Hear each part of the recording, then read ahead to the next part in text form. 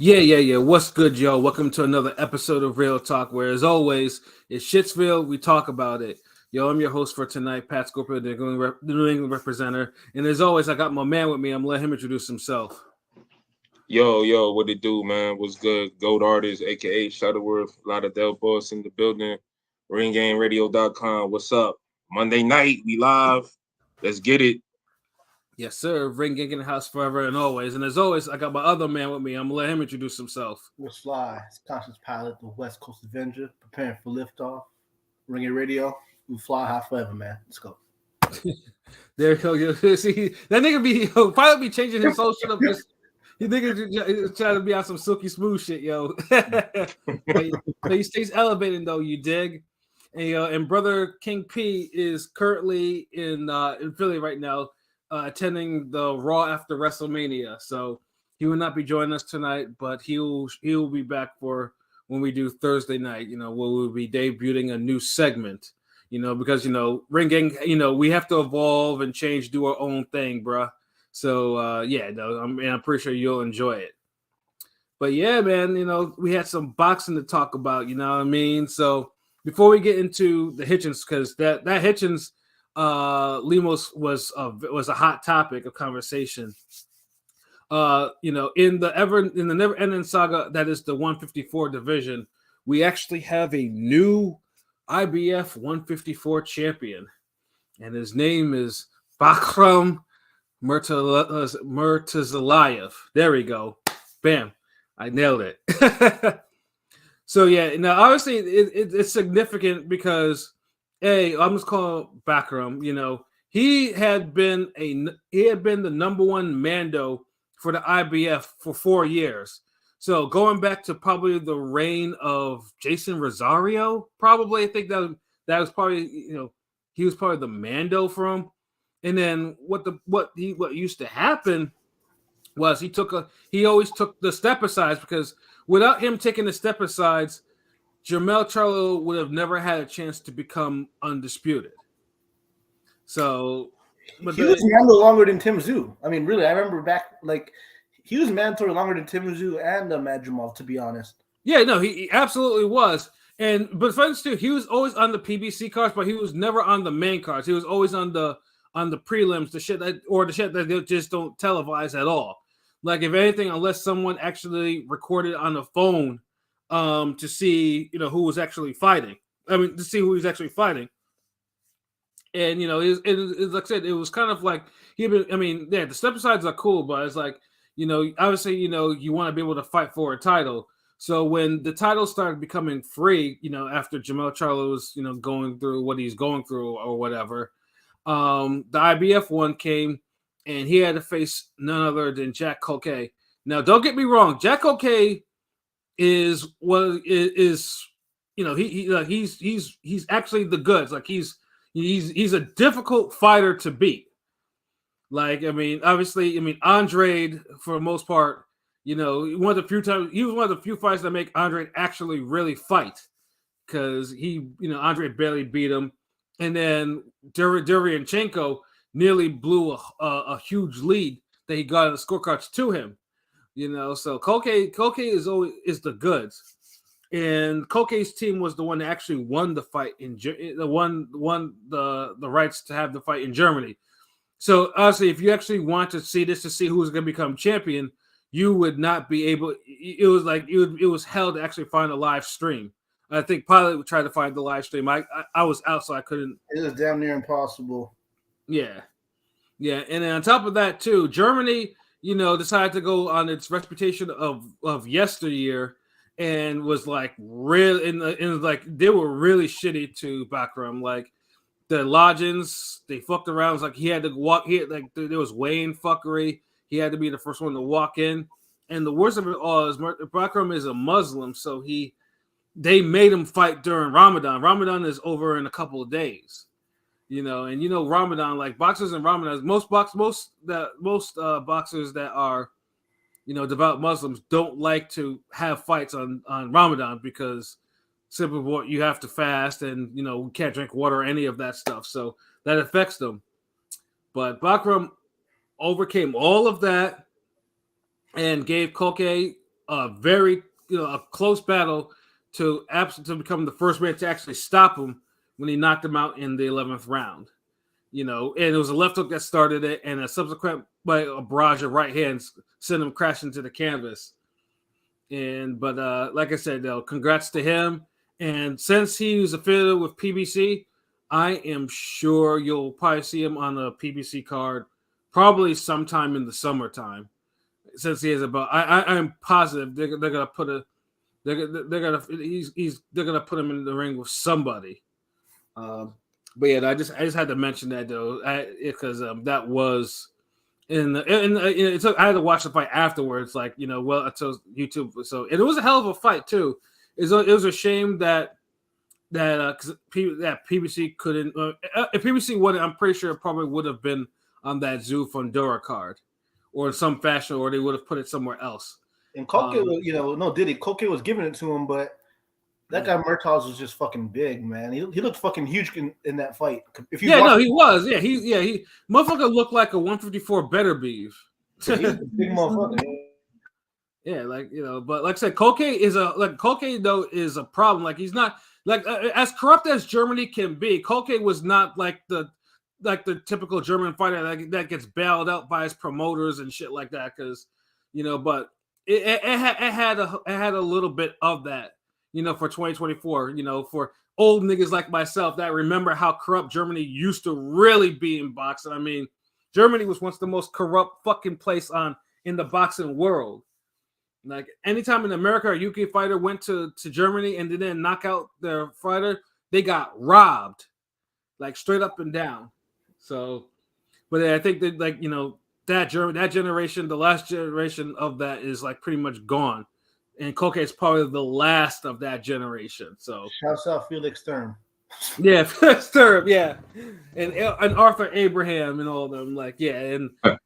And Sven. Oh, salute Blazing Killer. What it do? Nice background shutter. I appreciate it. Yeah, my bad. Yeah, he got the Snoop Dogg Doggy Style album cover background going. It's funny you said that because when I pulled it up, I thought of what's that shit? It's Obi Trice, real rap, no gimmick. Like that's what, but the Snoop Dogg Doggy Style. Yeah, I get that. That works.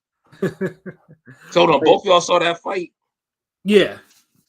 Like I said, it was a hard fight. It was actually, like I said, it was one of the fights that could have, like I said, it was ones that PBC you wish that they actually got it because it would have been a nice one to put on the pay-per-view because it was a hard fight. Oh shit! I mean, it's Alexa, power down. 154 does have these champions. Their names are kind of hard to spell. I ain't gonna front, but is he enough? Is he enough? It's getting back to where it usually is. Right. Yeah, like I said, 154. Because you got all the title fights. Remember, that usually happens when somebody becomes undisputed. And then if they move up or they get money fights, shit get kind of different for them. So yeah, I kind of get it. But I feel like 154 never totally cooled down like some divisions did. Yeah, no, 151. I would say 154. Once Floyd let go of those two belts that he had, and niggas was stumping when Floyd was there. Like the WBO belt was all in Germany at the time, and the IBF was getting passed around with Bundridge, Ishe Smith, and Carlos Molina, and then Bundridge again until Jamal won the belt. Saying like and kind of brought it into a kind of a new era. 154, yeah, but yeah, no. After that, 154 never cooled off like at all. Like it's changed. It has different eras, but it's never cooled off completely. So yeah, no, congrats to him, and I'm pretty sure, like I said, we'll see him on the PBC pay-per-view by the summertime. But the boxing from last weekend, Matchroom was on the docket, and of course they had the main event, which I said before, Richardson Hitchens and Gustavo Lemos. Like I said, this was the first time. This was one where Hitchens, although dismissive, was really facing a live dog, because Lemos, as I mentioned before, was the guy that put Lee Selby into retirement, by beating him down in 5 rounds. He beat him. And I just want to say real quick, he was being dismissive till after the fight, Yeah. We'll get more into Hitchens, I guess, because Hitchens was incorrigible. That's probably the best word to describe him during that night was incorrigible. But in terms of that, like, it wasn't the only gut check. I mean, Diego Pacheco had a gut check against Sean McCollum. Like, that was a really good fucking fight. But McCollum just simply ran out of ideas. Yeah, out of steam. Yeah. He ran out of steam. Ideas. Yeah, like honestly, because I don't know if he didn't plan the fight for 10 rounds or whatever, but whatever it was, like, there was a plan A, but there was no plan B. Yeah. I'm not high on Pacheco, but yeah, that was I mean, his performance wasn't that bad because of the main event. Like, if that was the main event, he probably would have got shot on a little bit more. Yeah. Honestly, if that was the main event, that card would have been. I would have low key been like, I would have been like had to shit on it because I mean, it was a good fight. Don't get me wrong, but Pacheco, that wasn't the type of fight I wanted. I wouldn't want to see that in the main event. I mean, it's a card where you want to see both guys that are co-main in the main event back. You know, I want to see McMullen again and obviously Lemos. I want to see those guys back. Oh yeah, no. I mean, Eddie pretty much all confirmed that Lemos will probably be back. But yeah, then also, I mean, Sky Nicholson was part for. I mean, Sky Nicholson pretty much washed Mahfoud. Like, that was like, yeah, like she didn't belong in the ring. And Mark Castro, had a hard time with Montoya. Like, but I personally thought the fight was a lot closer than the scores they announced. But there's a proper step up because I mean, that guy Montoya been in there with everybody from Top Ring, the Top Ring, prospects. So yeah, I think he beat Fernando Lopez. I think so. That was a tough step up. Yeah, it was a really tough step up for him. But like I said, though, yeah, I mean, he passed this at least, because Castro. Or every time I see him, like, I'm thinking to myself, this motherfucker is like the Joker from the '60s. Every single time I look at that motherfucker, he looks like Elon Musk / Teddy Perkins from Atlanta. Yeah, like honestly, do probably have a future in horror movies or some shit like that.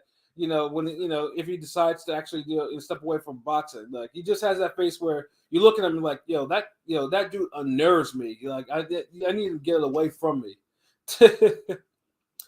But yeah, no, but and then of course the prospects did shine with some brutal knockouts. I think one of them I sent to LB too, earlier today. But yeah, no, that was like I said, the undercard was you did that shit was fire. Yeah. Like, niggas was getting he was getting battered like that. That's like when you see someone get whooped like that, you start using like old school like 1920s terms for ass whooping. You be like, that nigga got mollywopped. You're like, what? Like, yeah, grandpa. Like, yo, like that's some. Like, he got shellacking. I mean, that's some. You start pulling out those words, bro. Like. Yeah. Like, I don't know. I mean, clearly defense wasn't really taught by that dude. Like, because he let himself get hit with some really silly shit. That one, niggas getting walked because look, you heard the coach was screaming out like, "Yeah, walk him down!" Like, and he's literally like walking dude down, like beating his ass. Like, he's just like, "All right." That shit was salute. That was a good little ass whooping right there in that brief highlights. That sure was, though. And now we get to Richardson Hitchens. Now all of us, we do like Richardson Hitchens, like, for the most part. Like, obviously, he was on Mayweather Promotions. We all know. Speak for yourself, nigga. He mid. His performance confirmed what I felt all along. LB's always been kind of iffy on him. I'll give him that. Yeah. I mean, I remember, but now I got my bars for him. I'll let y'all eat though. Y'all could go first, like, right? Yeah. And so, and just go ahead, and then he leaves Mayweather Mayweather Promotions to go to sign with Eddie, and it just seems like progressively now he's fought 4 fights for Matchroom. The first fight he stopped someone in that wasn't stopped before. And he did. Okay, good. Finally, Hitchens understands that you gotta get some niggas up out of there. And then he has the Baza fight, which he has dude get ready to go. He beats the fuck out of him. He has him done twice and doesn't get out of first gear to actually get rid of him. Goes to the decision. And then the Zepeda fight, which he watches Zepeda over 12 rounds, but he washes him in a way that leaves a bad taste in your mouth because it wasn't an entertaining fight to watch at all. Like Zepeda was pretty much finished, and Hitchens didn't step on the gas to get Zepeda up out of there. Just sweet signs him for 12 rounds, so to speak. AKA boring, almost fighting scary. Yeah. And it was just and even Hitchens himself will recognize, like, okay, I gotta be more entertaining. I gotta be this. Now, for whatever it's worth, this was an entertaining fight, but it wasn't entertaining because of him. It was entertaining.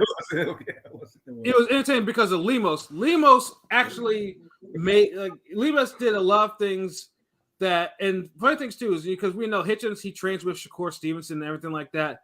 Yeah. And it shows. Yeah, he did.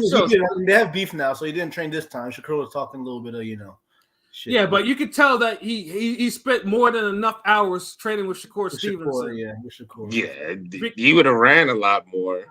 Yeah. But I do want to. I mean, it wouldn't have helped though. I felt like after the 4th or 5th round, I was like, okay, Hitchens got control of it. Didn't y'all feel that way a little bit? And then, like, after the 7th round, I was like, oh shit, maybe not. No, not at all. There was a couple rounds where I felt like, okay, maybe Lemos was slowing down. For maybe I just saw that. There's a couple rounds. Nah, there was in the middle. It wasn't. Look, the commentators were just going overboard with what Hitchens was doing because he was starting to really kind of get into the fight. So they kind of overrated those rounds, but he won them. I see what Pilot's saying, but I still kind of agree with Pat. Like, it's like he got himself into the fight, but he never had a part of the fight where he was controlling, like he had won portions of the fight. Like he won maybe like 4 rounds at best to me. Like, I'll give you 5 max. Like, so basically, but he won like a couple middle rounds, and he won a couple late rounds. Basically, Lemos got robbed to you then, Shutter. Fuck yeah, he got robbed, nigga. What you talking about? That's the general consensus. I mean, that's the general consensus. He got robbed. Hold on. Do you think he got robbed? Yeah, I thought either was a. I thought he got. Yeah, I can't lie. I thought I thought Lemos won 7-5, maybe even. Yeah, he got robbed. 7-5, maybe 8-4. Dude, if somebody won 117, 111, it was definitely Lemos. Like, right. You could make a case he won the fight like that. Yeah, no, but no way he got. Get the fuck out of here, Blazing Killer. Like, you my dude, bro, but like no, you got robbed. No, you be on some louder shit than we be on over here. No, I mean, no. I think Blazing Killer is saying that he agrees that that Lemos got robbed, bro. Okay. If that's okay, like, clarify sometimes, bro. Like, shit, what the? Yeah, but the one thing, like I said, the thing with Hitchens is, and this was about in all those 4 fights he's had with Matchroom, he's clearly shown enough power to hurt people. He can hurt people, and I don't know what it is. He just doesn't want to go to that second gear to get to hurt people. He hurt Lemos. He had him. He stopped him. Like, you can't just jab and move. Like, nah, but Lemos hurt him way more. Like, yeah. I don't feel like Hitchens hurt Lemos. He may have buzzed him, but I don't feel like he ever like hurt him to where like he had like, you know how like you hurt somebody in confidence, and it's like, you know, they hurt and they know they're hurt. It's like I never felt like that from Lemos. Lemos, I mean, because there was a look where Lemos was kind of tired, and then Hitchens throws because he was carrying the fight. Nigga, of course he gonna get tired at some point. Like, yeah, and there's a point where Hitchens did hit him with something, and you see Lemos just freeze a little bit, like he did, like there was some like. Yeah, I mean he had some flashy, not flashy, but Hitchens' punches, they were so sporadic. They look clean. So that's like, okay, like they landed clean. Like, oh shit, like he has look good body work. I mean, I think I saw there's time Hitchens was going to the body and landing sparingly. Yeah, but like you said, like it was so sporadic. it looked clean when it happened. I don't know. It's kind of hard to explain, but like Hitchens was doing it. Hitchens was also getting lit up to the body, and that's what actually slowed him down.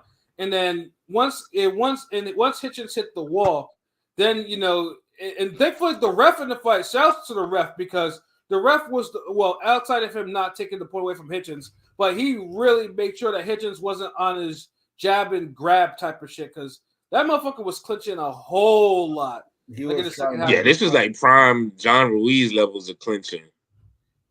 Like you see how niggas be pulling out the damn clinch meter and like the clinch timer and shit for the Haney's fights. Y'all needed it for this nigga.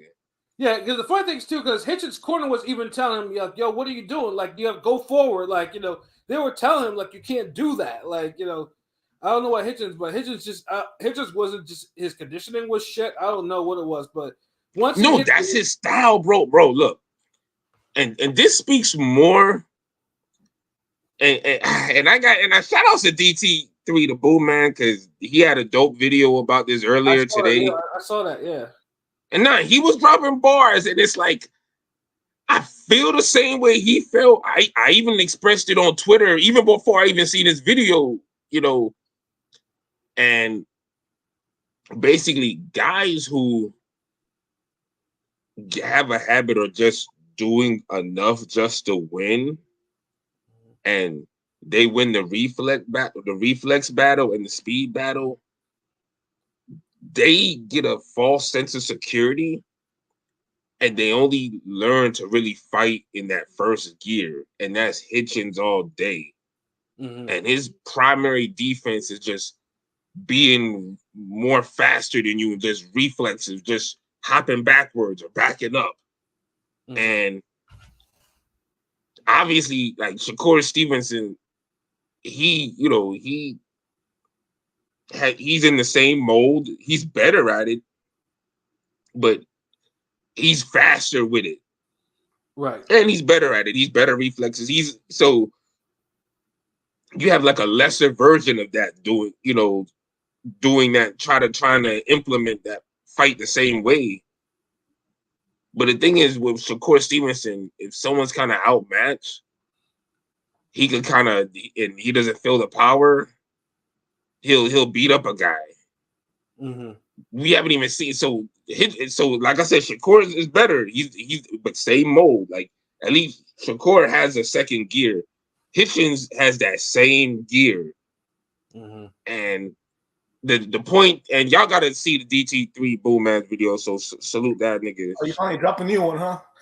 Yeah, he dropped like several today. Like he was going in. Like he was dropping like several every month. Sporadically. Like he was saying that he was sick, and so he just like that's why he been out of commission. Like that's in the video that one of the videos he was saying that. It's a funny ass rant. I love his videos. Yeah, he be fucking going off. Like that's salute. Real recognize real. So, but. He made a great point that and I see it a lot with Black American fighters, but it is a lot of American fighters. They get caught up in just fighting that way of Hitchens where they just use reflexes and speediness and they just hop out the way and they just want to counter you in pot shot. They don't know how to dig deep and show that kind of grit and, do you think it's like pressure box or, box assertively? Like, do you think where it's like, because I have a slight feeling maybe it's just like Shakur might not trust his chin. Do you think it's the same like when the headgear's off and shit? These niggas don't fully trust. Yeah, it is. I don't think them niggas trust their chin because look how they fight. Like, look, bro, like it's a scary type of way of fighting. Like, mm-hmm. it just like you could neutralize somebody, but what if you get somebody who doesn't care about your speed, doesn't care about your reflexes and how fast you are. And he knows how to cut off the ring, aka Lemos. Mm-hmm. And that's what he did. He was going body head. He was cutting off the ring. He was stepping to the left, stepping to the right, cornering. And remember, Hitchens wasn't even jabbing with authority like that. He was and Clarissa Shields made a great point. She was commentating. He was going to the ropes early as fuck. I don't care if he was pivoting and spinning off. Like, nigga, you're like, how old is he? Like, you in the prime of your life, bro. Like, get the fuck off the ropes. Like, and honestly, fighting that back foot fighting shit, it's more energy. Like,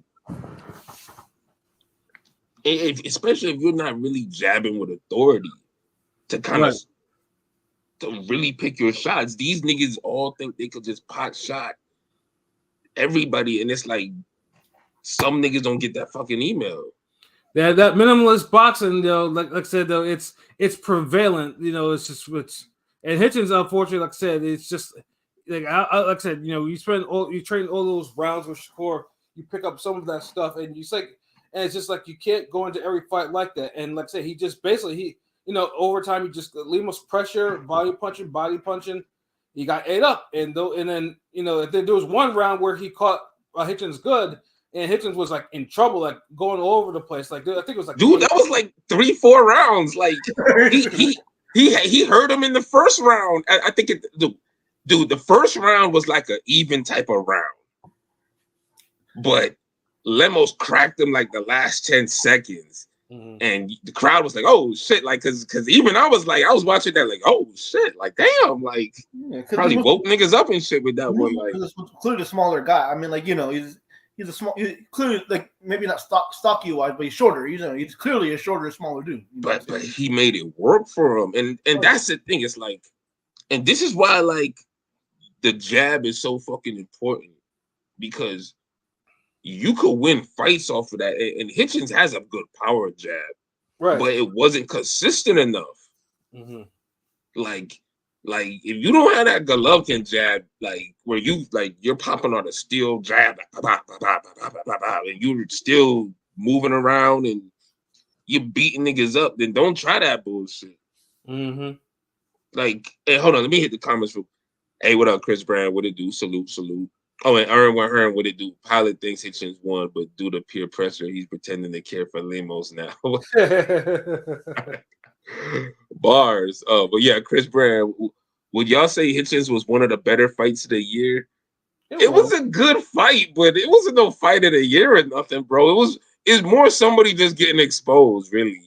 And I know people hate that word exposed, but it's not really exposed to me, because I knew what Shakur Stevenson is doing a performance like this too. Like, somebody's gonna catch up to his little fast ass a couple times. Because it's low key fucking look. I'll give you a perfect fucking example real quick. Like it'd be 3 weeks ago, the fucking day I hurt my finger, and I'm training this lightweight, 135 pounds, and we're doing like the light sparring, and I'm showing them how Pat know I'm heavy on ring generalship, so I want you to pump the jab, turn, move, control somebody with the jab. And we filming it. You got a little, I think one of the shorts is up there. And my other student is filming it. And all my niggas respectful. So he's asking her like, yo, how I look. He's like, nah. Like, you boxing pretty, you know what I mean? But she being respectful though, like that's the thing, like mad respectful.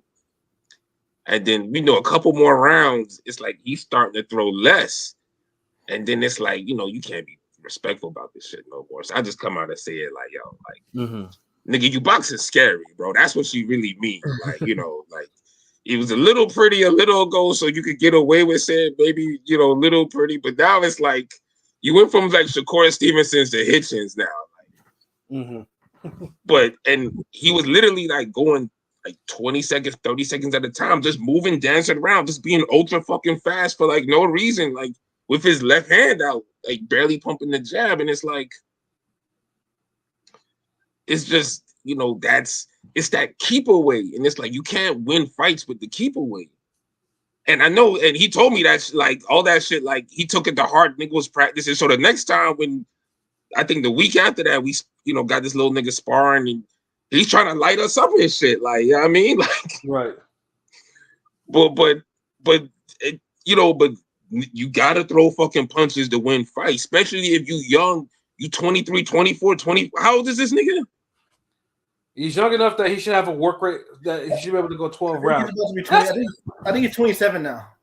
And that's another nigga, fucking, he 20. Like, what the fuck is wrong? Like, what? and that's another fucking thing too. It don't matter. He's in good fucking like years, nigga. Like, fuck that. Well, like Some nigga should be averaging like 65 punches a round.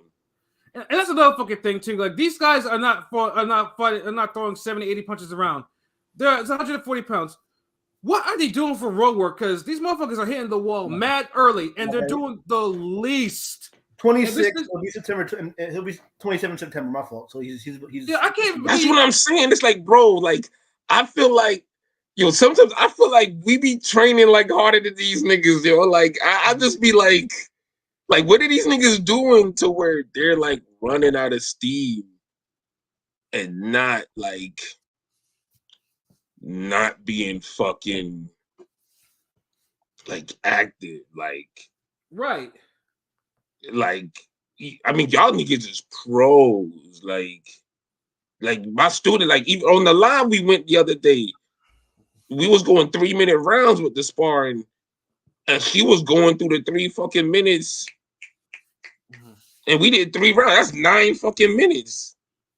Yeah, and it wasn't really like she still was averaging like maybe 50, 60 punches. So I'm like, yeah, I just don't see. It's like y'all niggas is pros, man. Like what the fuck? Like god damn. I'm just saying, like it's like it's like some of these fighters say, and not just them. I mean, and there's other fights too. They just don't know how to go a hard 10 or a hard 12 no more. Like and just dude, I don't be seeing hard fucking 3, 4, 5 rounds. Like you talking about hard 12? Like bro, like Lemos was fighting hard rounds. Mm-hmm. I feel like Hitchens didn't start fighting hard rounds until like maybe the 5th and 6th. And then it's like it was just inconsistent from there. And then Lemos was just like, I think the 11th and 12th, he was like cracking this nigga. Like he was beating him like if, say you at the swap shop and you buying some cologne and a nigga run and take your bag after you done bought it and you chase him down and you just hook this nigga. That's how Lemos was punching on this motherfucker, dog. Like real shit. Like real talk. Hitchens need to run that back. Like he need to run that the fuck back. Shout out to Chris Brand. I like his idea in the comments that because I know Hitchens said he'd run it back in New York. Fuck it, make it Berlanga Pacheco in New York. It's about time you make that and have them be the co-main. Hitchens. Because that's yo salute. I don't know if Hitchens being a main event fighter. I don't know if Hitchens is a main event fighter. You got to prove it, man. Like at this point. Nah, come on, bro. Like he's not entertaining enough. He's not. He ain't gonna go for it, bro. Yeah. I mean, Eddie gave him 2 spotlights, and this one is like, although he was more entertaining than he was in the Zepeda fight, this is he should have lost. I mean, he got a 117. I mean, Eddie didn't give him only that. He gave him a 117, 111 scorecard. That was horrible scoring.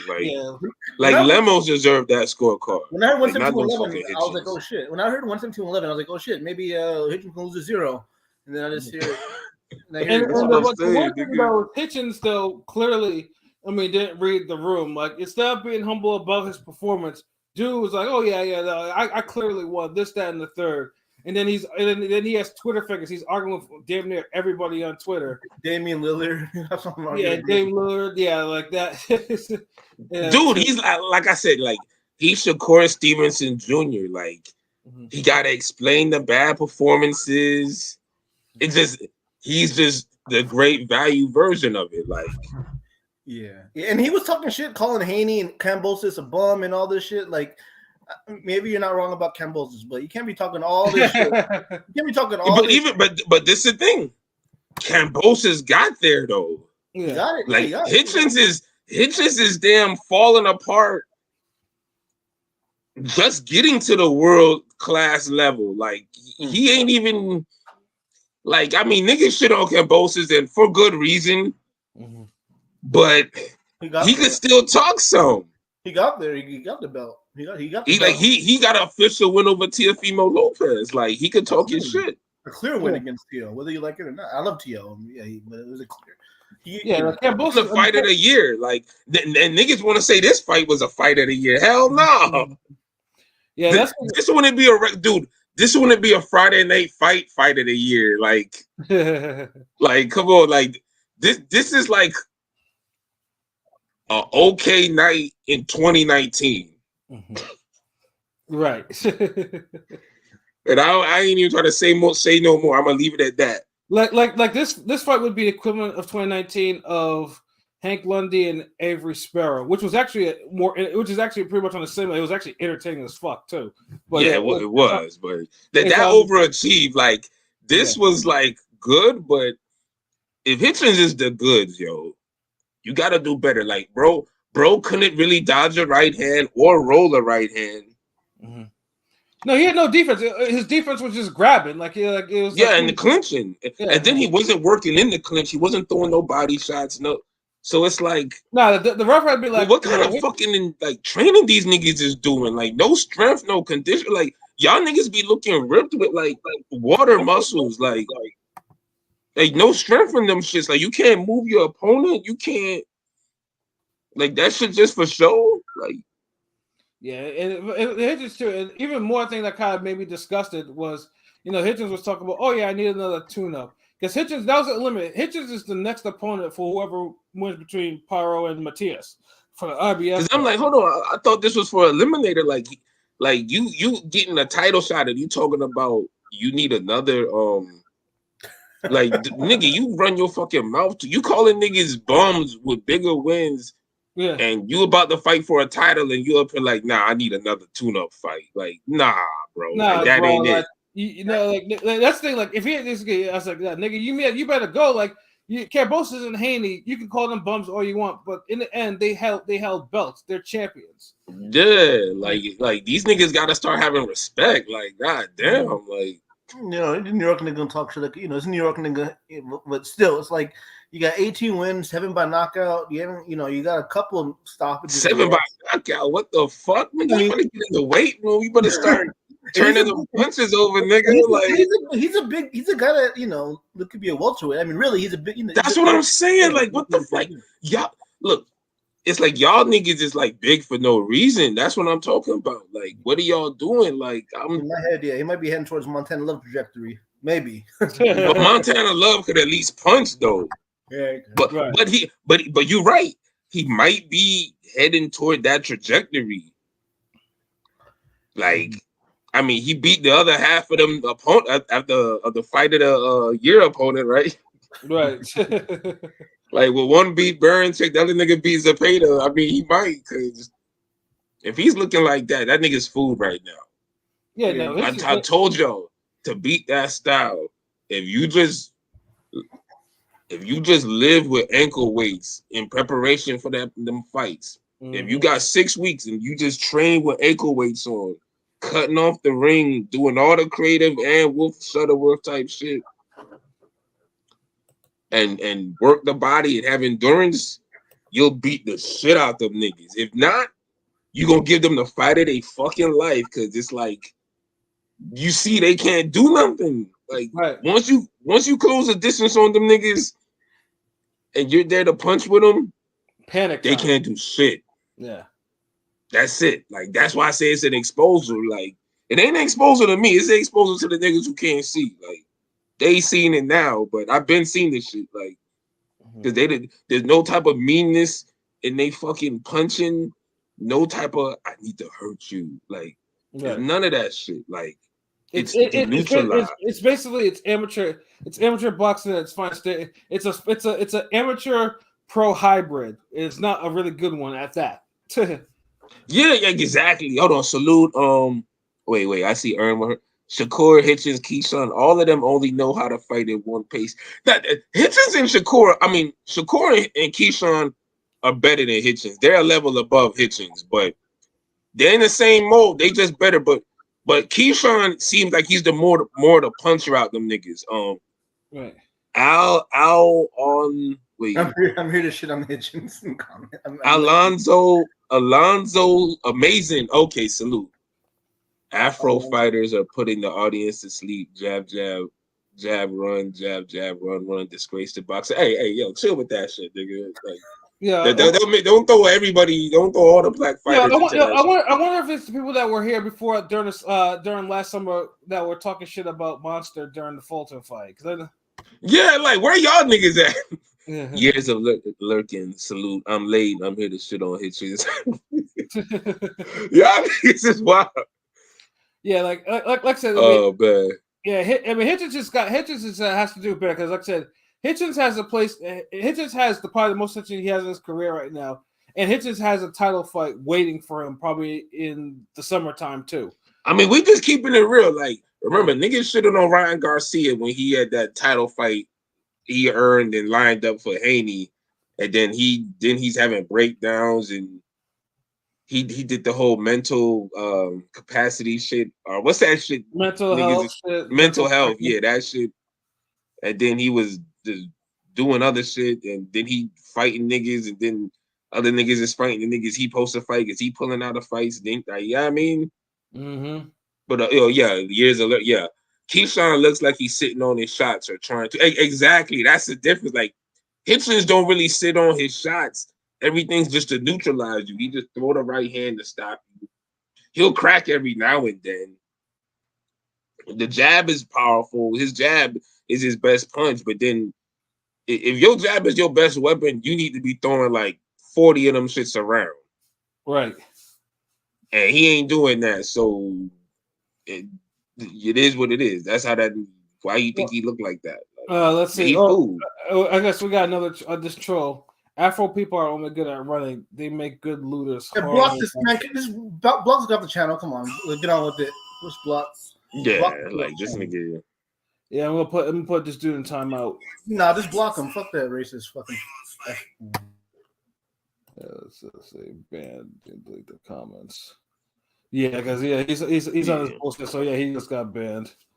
So yeah, because I'm saying like black niggas black people run fucking boxing. Like you see the pound for pound, like I don't want to get there, but the greatest all time are all black people, really. So I'm just saying, like that's what I'm saying. Like with niggas, I'm like, who, like you think Sugar Ray Robinson is like blonde hair, blue eyes, and shit? Sugar Ray Leonard was a runner. I mean, back then he was called a runner, but he wasn't a runner. I mean, Sugar Ray Leonard was beating the shit out of niggas. Like I don't know what some of these young niggas doing now, but nah, like. I don't care what niggas was saying. Like you never hear somebody say who's the best African American boxer. That's all, and I'll just leave it at that. Nah, of course not. Like well, what's the equivalent of a white Mike Tyson? Nigga, fuck out of here. Yeah, see, y'all shit don't exist. Like, stop. Like, see, here's a look at. He also about Hitchens trying to overrate Lemos, like people always overrating the cab driver. Struggle with. Wait till he fights some better motherfuckers. I mean, yo, this is the thing. Like, wait till he fights a better fighter. Like, I ain't gonna call Lemos and them cab drivers. Cause look, he was no. I mean, I said it in the preview. I said it clearly. Like Hitchens was in a fight. It was like because I've seen Lemos fight before. Yeah, like y'all can't look at the records and the inactivity sometime. And he said like he was waiting for a big fight. That nigga, he sat on this moment on some like. Yeah. When I get my shot, training like he wasn't like. I'm gonna beat the shit out of somebody. Like, yeah. See, some of y'all niggas forget. Some people really love boxing and they'll train, go in the mountains and train on some warrior shit, just waiting to get that phone call. Like, right. And that nigga got his phone call, and he made the best of his moment. Just the sport cheated him out of a win. Like that's what it is. Like, I wouldn't say he's like. For his level, like he's world class. Like he might win a title. Who knows? But he's quality. I'm not saying he's the best of the best. Like, but shit, Shakur has fought better fighters. Hitchens, we don't know if he gonna get to the level. You think Hitchens can handle fucking a guy like Oscar Valdez? Hell no. I mean, 140 has some killers, and Eddie is starting to, obviously starting to pile up on the dude. We agree with you, bro. Fucking Lemos got robbed to me, like shit. Yeah, no, absolutely, robbed. Yeah, we thought he won too. Like, dude, like Hitchens won like maybe 4 rounds, five rounds. Like if you If you're in love with that nigga, maybe. But 3 rounds, really, 4 rounds at best. 5 if you love this nigga, if you family member or some shit. The anti-super pressure fighters. But I mean, he was boxing with it. Like, dude was like, you got to see how he was fighting. He just wasn't just running in, winging shots. Dude had his hands up. He was moving his head, throwing the jab, taking big steps in, throwing the type of shots, left, right, head shot, mixed. Like, I mean, I don't know what you can say. Like, like I've been told y'all niggas Hitchens ain't nice like that. Like I be knowing, bro. Like I done seen boxing. I know this shit. I was high on the wave on him. I told you he was better than Montana Love. I mean, he went a little further, maybe. I don't know. They're in the same trajectory, but I was a little high on him. I will tread that back a little bit because y'all fell in love with. Look, y'all overrate any speedy little nigga that tried not to get hit and he got a fast jab. Like y'all love those little niggas. Like I see it as like, okay, like, and. Like that's like y'all. That's how niggas be like, oh, yeah, she got a fat ass. It's like, and like y'all like, oh, this nigga, he's 6'5". He could get rebounds, and like, nigga, what else? Like, what the fuck, nigga? Like more, like y'all be impressed by like this basic shit. This nigga fast, like the fuck out of here, nigga. Like throw some fucking punches, my nigga. Like shit, hurt this nigga. Let's see. Years of looking. I feel he's missing the body work. Once Lemos got inside, he was confused. Yeah. All he did was hold. Like he didn't try to do anything. Hell, I don't think did he try to even low blow him to shit. No, like, and he was acting like he was getting low blows, and it's like the ref was on some like.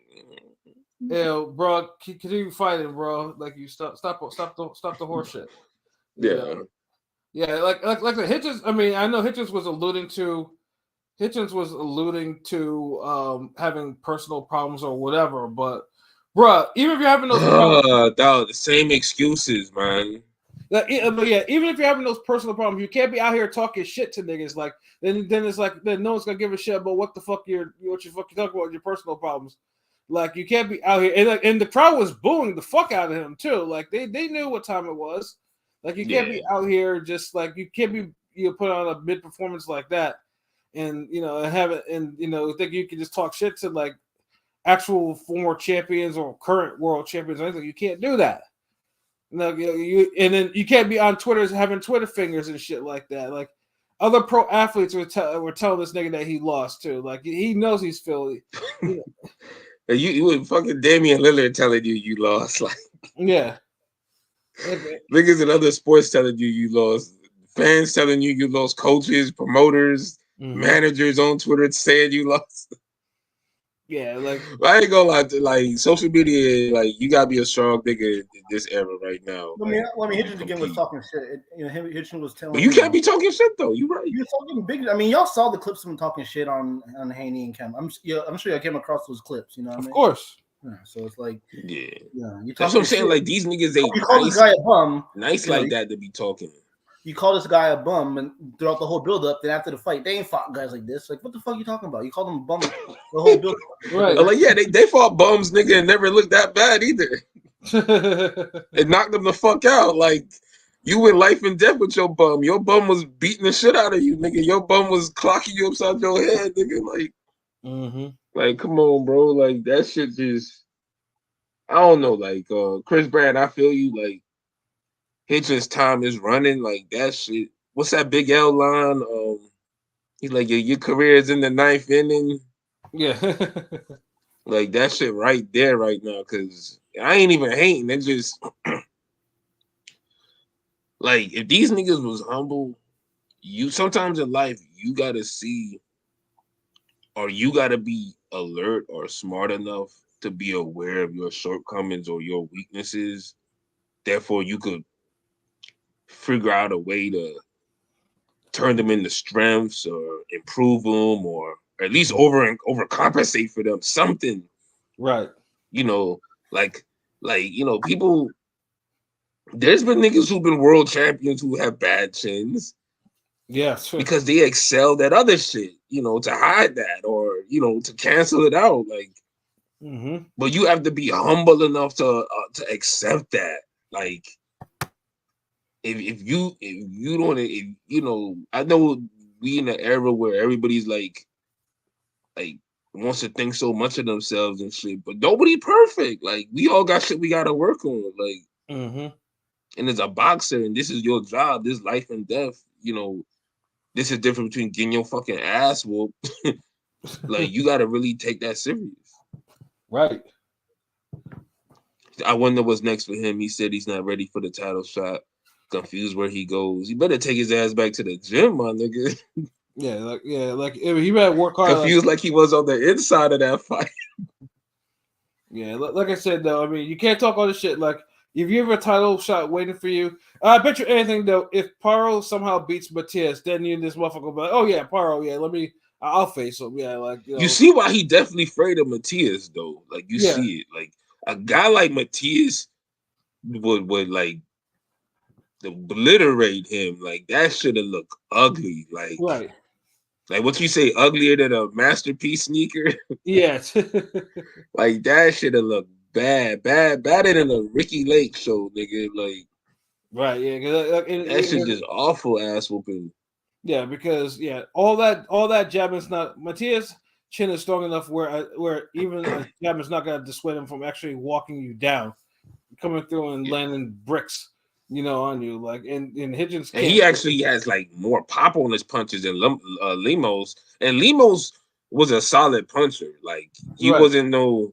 If Lemos punched harder, like, yeah, like that's it. Like, he would have knocked him the fuck out. Like, there's nothing Lemos could have done better. Honestly, like, he would have to be just a better fighter. Really, he got robbed, and I just hate when that shit happens. Right. I love the sport. It ain't no damn, oh man, I see this nigga win. The only time I feel that way is if a Florida nigga lose, then yes. But it is what it is, So nah, like, I mean, that's real shit though. Like, at least I admit it. Like, y'all niggas be you be trying to act all dismissive when like Anthony Joshua lose or he act or look bad and shit. I be telling the truth on my niggas, like, he got boxed up. This nigga be like, nah, man, I know he got his nose was bloody and his mouth was bloody from them jabs, but he let that happen, so he could knock him out. Yeah, like, the fuck. Hey, but get to the Twitter poll for the fight real quick, so we could just wrap this up. If he got robbed, or which one? Yeah, he got robbed. Bro. All right, so we asked. Let me scroll up. Yeah, I agree. Blazing Killer Hitchens was backing up too much. Yeah, because it's super noticeable when you back straight up in a straight line and you're not throwing a jab. Like, so you're not running. There's little subtle things in boxing you could do to create space so you could set up bigger shots. And Hitchens, it's like sometimes I don't realize I'm doing it until I go back and watch the tape. I feel like that's how cerebral you have to be, and I don't even think Hitchens is there yet. Because he has a nice jab. Usually, I feel like he should have doubled up on the jab. Good call, Blazing Killer. Because I feel like he should have doubled up on the jab a little bit. I don't know. Of course, he needed to double up and triple up on the jab, but it's not just having an active jab. Shit, fucking Pat. Devin Alexander had an active jab when he was losing fights. Sure did. It's also timing. It's to know when, okay, I just pivoted. Okay, I step back, throw the jab because this nigga's racing toward me with his hands down. Turn. Make a miss. Roll the right hand. Oh, slip jab. Hit him before he resets his hand. It's timing as well. And it just seemed like what type of sparring work are you getting?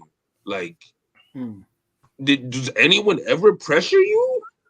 They should. Dude, I feel like the niggas I train pressure me harder than these grown ass niggas. Like, They should after this. They should. Yo, these niggas be making me. I be looking like Bradley in the first Pacquiao fight. I mean, niggas had me sprain my ankle last week and shit, getting away from niggas. Like, I do got the poll. So I'm just like, what the fuck these niggas doing? I do got the poll. We did ask, did Gustavus Lemos get robbed against Richardson Hitchens?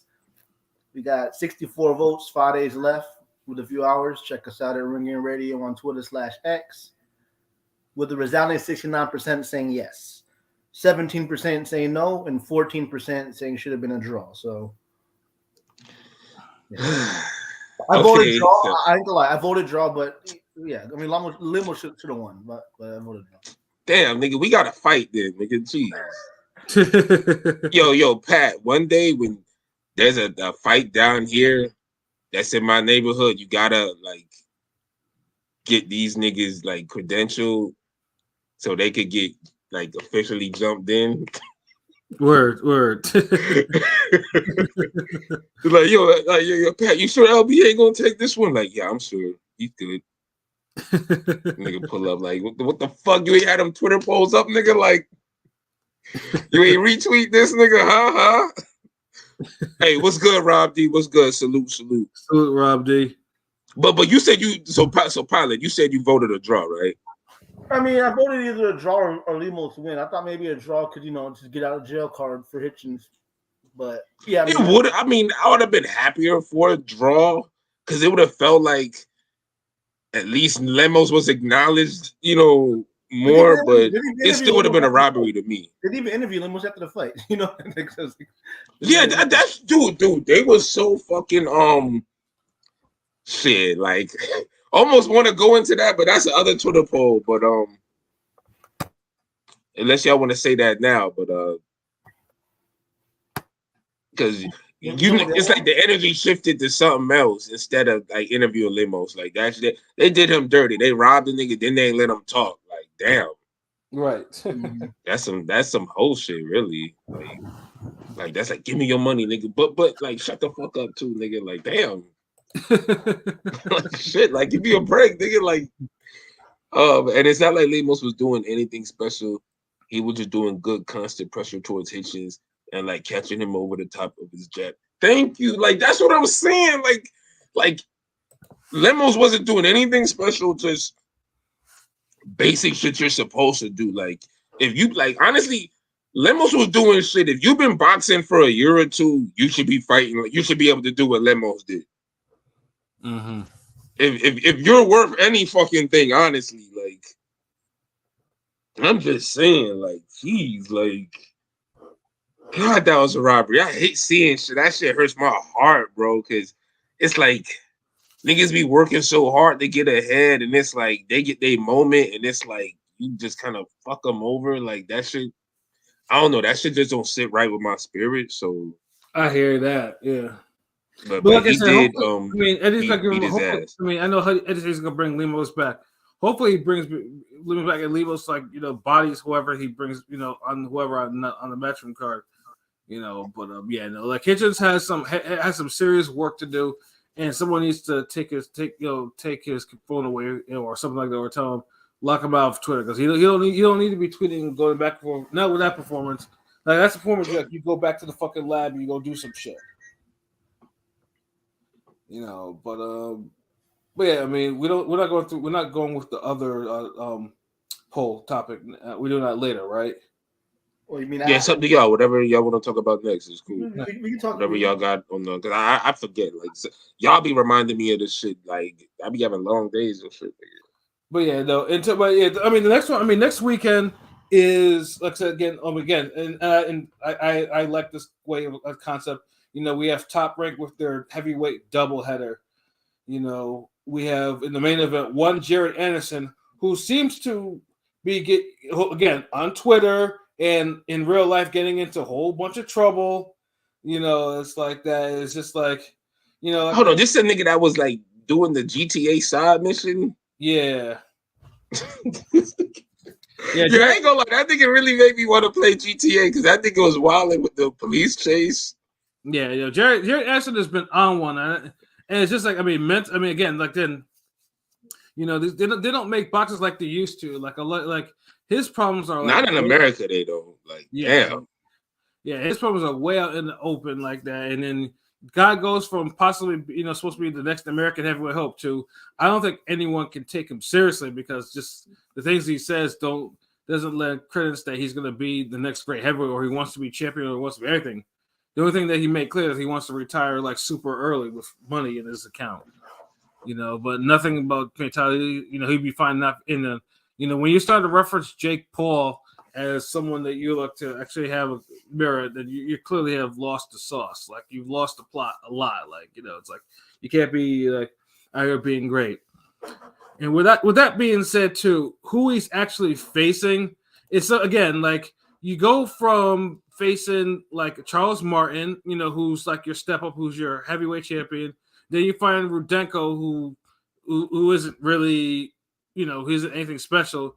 And now you're fighting someone who's a blown up cruiserweight in Riyad Murhi, And yeah, it's like they like each opponent regressed, and like when you're fighting former world champions, you should be fighting guys who are in the top 15 on after that. Right. And he hasn't. It's like he said, fuck it. Like that ladder in Mortal Kombat, like that nigga's going the opposite direction. Like he going down the mountain and shit. It's like nigga, like Shao Kahn up there, nigga, like what the fuck you doing? But shout out to Kang Song with that one. Yeah, now with that being said, though, Murray at least is coming off a career best win against former Olympic gold medalist and roidhead, Tony Yoka, who he actually managed to beat. And that says more about how crappy Tony Yoka is without the steroids in the system than anything. Trust me. He another one of those do just enough to win ass niggas, just to I'm passing my time ass nigga. Like yeah, I mean honestly, like if Jared Anderson struggles with this guy, then then he clearly has more problems that than that hasn't been stated. And so. Like I said, that's the main event, but the co-main event is something that is worth watching. In one corner, you have Efe Ajagba, and the other corner, you have Guido Vianello.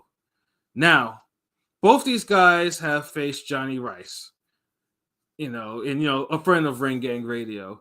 Efe beat Johnny Rice clearly. No, there's nothing, we have no problem with that. Guido got stopped by Johnny Rice, and I was there. And they tried to rob Johnny from that win. With that he was looking for that one shot, and he found it. Yeah, that was it. Yeah, he found it. Yeah, and that one. He loaded that bitch up that whole fight. Yo, that shit was just. I think it just had it cocked back for the whole fight, just waiting, and he landed that motherfucker. Yeah, and I told this story because I was there. And and everyone could see clear as day that it was a punch that opened them up because it was a bad cut. And then they waved off. They tried to say that it was a headbutt. And Lou DiBella running up on there saying, and you can see they were really trying to rob that man.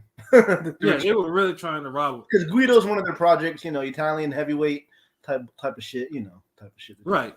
Yeah, and they made the referee look at the. They made the referee look at the whole monitor, and there wasn't an instant replay rule there, but they made that motherfucker look in there and be like, "Yo, that was a punch that opened them up." And this is what boxing does to you. You have Johnny Rice that has not fought since, but then you have Guido fighting. He's fought. This is gonna be the third time since he's lost. So yeah, this is where sometimes boxing doesn't even reward you. Like you can score upsets every day, but sometimes this is a case of boxing not rewarding you for those upsets. And you're currently inactive because of it for no good reason. And but with Efe Ajagba and Guido Vianello, like you have basically it feels like it's more of a crossroads fight, but I don't think it's a crossroads for Efe Ajagba anymore.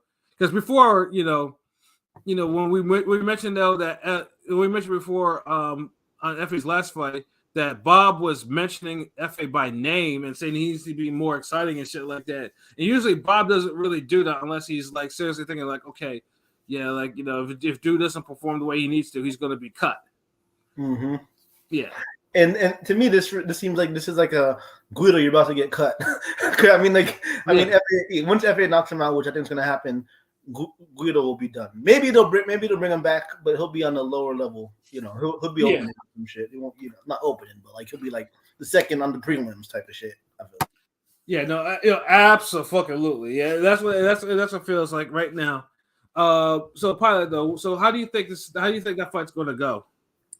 Yeah, I think F is going to win this fairly easy. I've never been high on Guido. I mean, I know they against the Cans they were trying to get him right. You know what I'm saying, all that. But I'm picking F.A. Ajagba probably like in the second round. Like I mean, F.A. Ajagba should, unless he has an off night or he should beat him easy, like 2 or 3 rounds. What is this, 8 or 10? I think this is a 10-rounder. It won't last that long. I'll pay F.A. like 2 or 3, bro. Word. LB, what about you?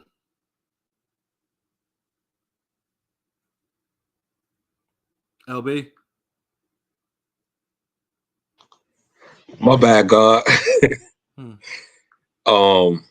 he said Ajagba Guido, right? Yeah.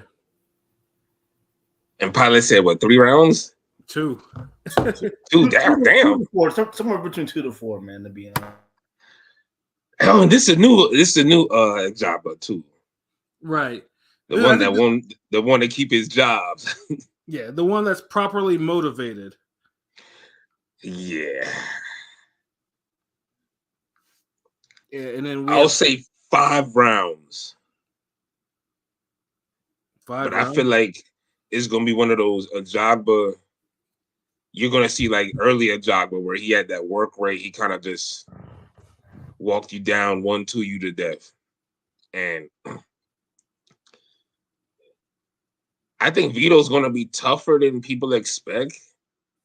Cause it's like Johnny busted dude up. Like that was a different type of punch. That was a loaded up special power, like special right hand. Right. Ajagba's just gonna be beating his ass up with like regular shit.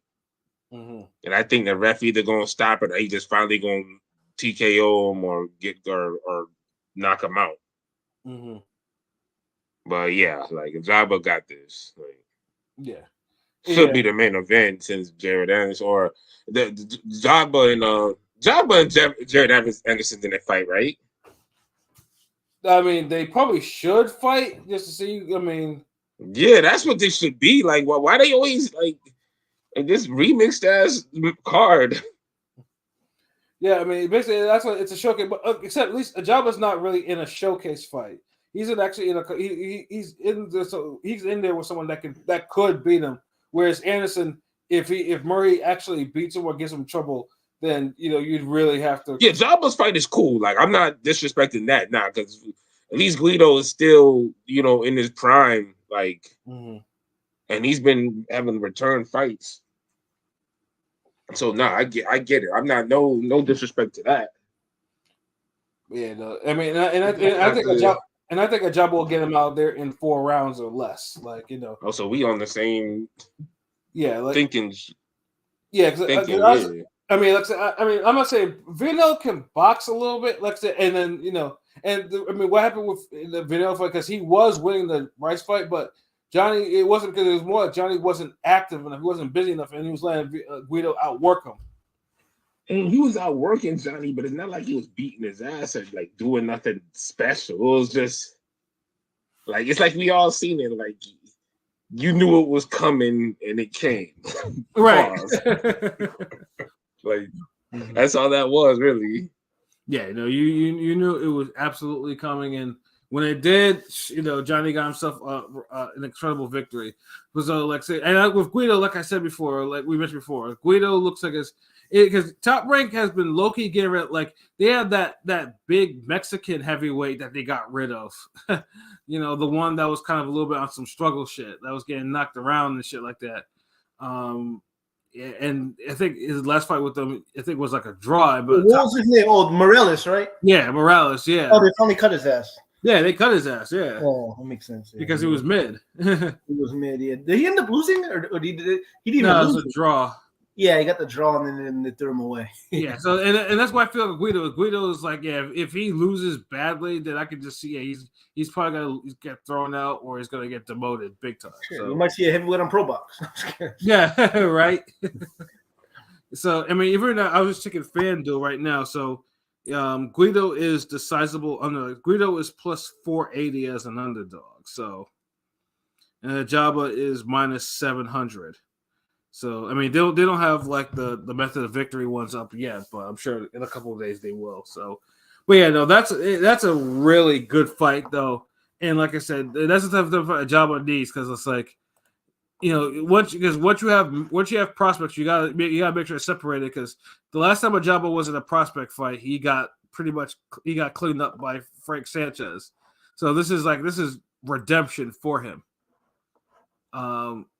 But with that being said, too, like it wasn't like, I mean, there's not like other, I mean, there's some other pretty good fights on there too in the undercard. You know, you got the return of Robson Canseco, you know, fresh off, probably put on a career best performance against Navarrete, in which he actually earned a draw. I mean, and he arguably could have actually said he probably did beat Navarrete.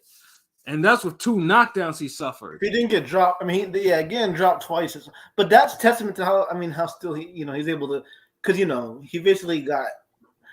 Yeah, I think the knockdowns kind of hurt his case for like almost like being robbed or anything. Like, yeah, but I mean, you can't. Like, it was a close, good fight. Definitely warrants a rematch, but I can't. The two knockdowns kind of hurt it. Like, Yeah, no, I mean, I can see they're there, but I mean, but the effort that the dude, like Canseco, like really wanted it against the Navarrete that, hell yeah, fuck. Yeah, like I always like to recognize. I always like to recognize anyone that goes above and beyond where I thought he was gonna get bodied, but they earn a draw that's like legit or a victory. I give them props for it, like all the time. So he makes his comeback on this card, as well as Abdullah Mason. Abdullah Mason is what Moton wishes he was, and in the hype that he is right now. And it's the truth. I'm not lying. Like, it's true. Like, Abdullah Mason is the. Everybody got quiet. No, so Abdullah Mason looks. I mean, yeah, he has that. He's got little mini boots out there. I mean, he's a special. He looks like a special talent for sure, right? Yeah, like Mason. They got the same amount of fights. Well, they have 12, but Mason has looked that way since his first fight. Like, Mason looked special. Like, yeah, Mason actually, he just turned 20. I think actually, like yesterday, I saw on Twitter. So he's still young. Yeah, he's still young. Yeah, but he's gonna get fast tracked. He's with Jay Prince and all of them. He's gonna get fast tracked pretty soon here. I mean, like. Yeah, like Jalil Hackett, also a great fighter too. Yeah, Jalil Hackett needs to go somewhere too. He's on Mayweather Promotions. You know how they do it. They only push one guy at a time. Yeah, and then also Ruben Villa will be making we're making an appearance on there too. Ruben Villa, obviously his lone defeat to also to Navarrete too. He's on there. So like they at least they got they got fighters in some. Really, in some competitive fights, showcases and whatnot. So, like I said, it should be a good watch. And like I said, you just hope that Jared Anderson at least bodies dude, and just goes on to the next one. And like, there's no horse shit or whatever. But yeah, actually, let me see. I'm actually curious what the odds are for that Anderson fight. I'm assuming we're all picking Jared Anderson by KO, probably.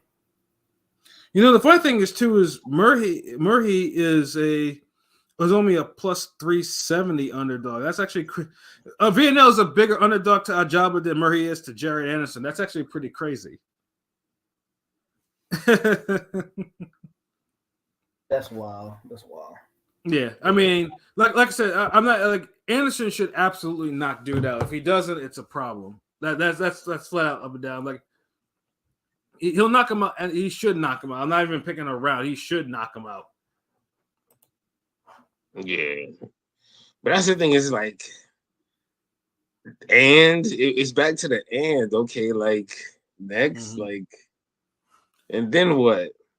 Yeah, like because it's like, is there any path for them? Like, is there any path for Jared Anderson to like real superstardom, like taking his career to the next level? Where like what are the expectations now? Because it seemed like they don't care. Like are they just?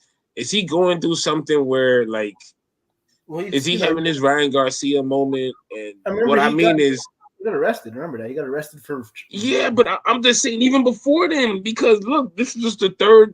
This is the second downgrade. Like, and I say the Ryan Garcia moment is.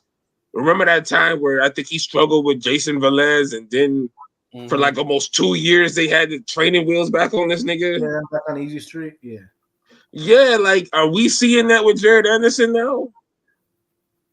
I think the Charles Martin performance, because that was I know Charles Martin, he's a former champ, but he still won that fight. Yeah, it wasn't like his KO streak ended, and he also got hurt.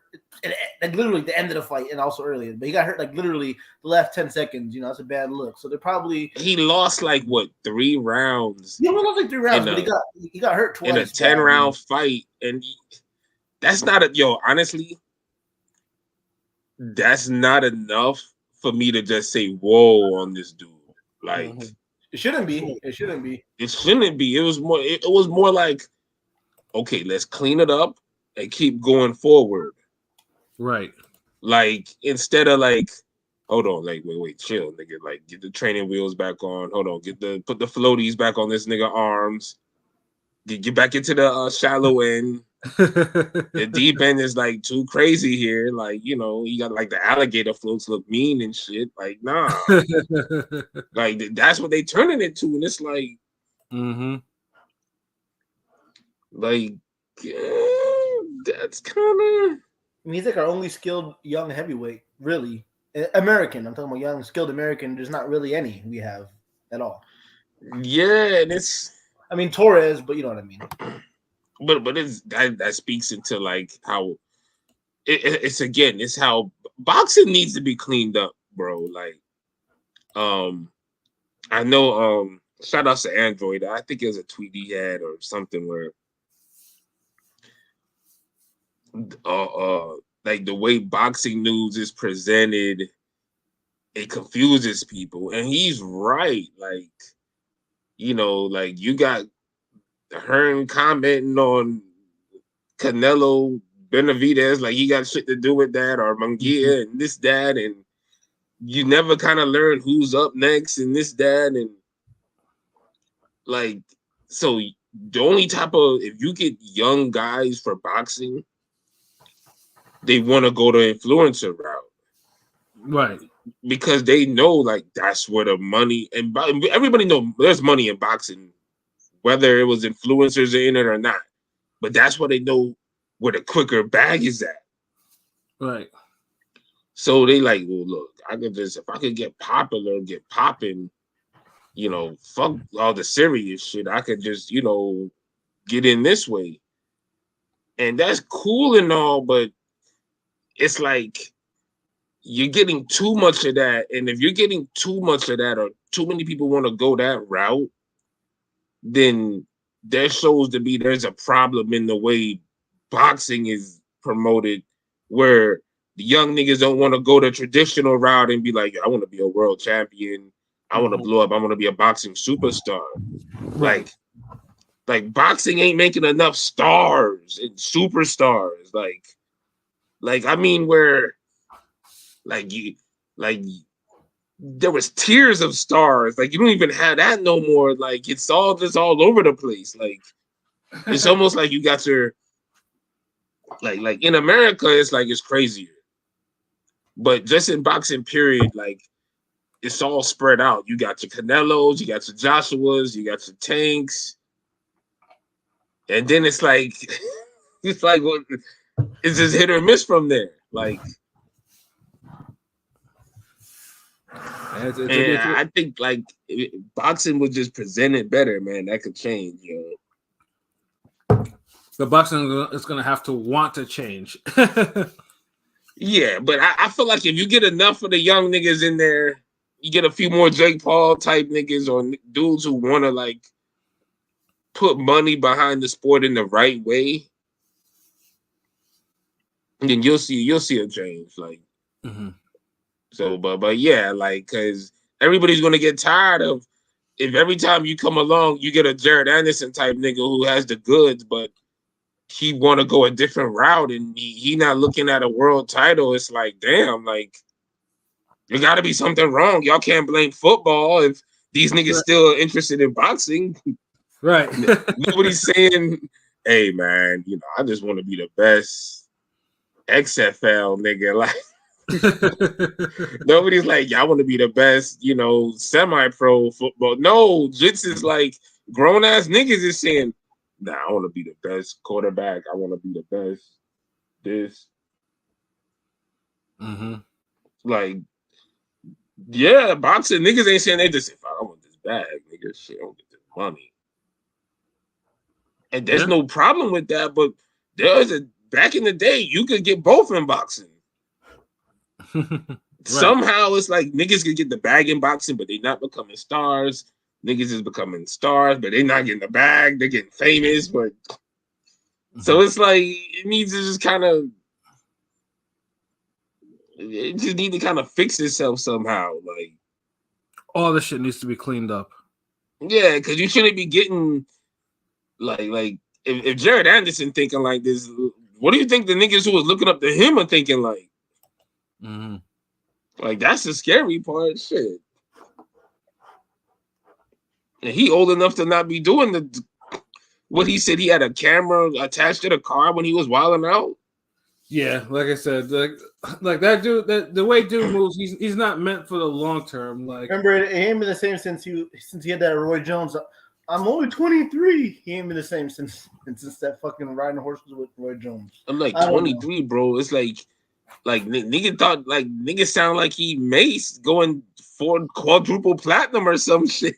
Niggas is like 19, 20 getting all that money. Like, bro, like you're Jared fucking Anderson. Like you're low key in a deep sport, and you're like the most promising guy we have in a cherished storied division.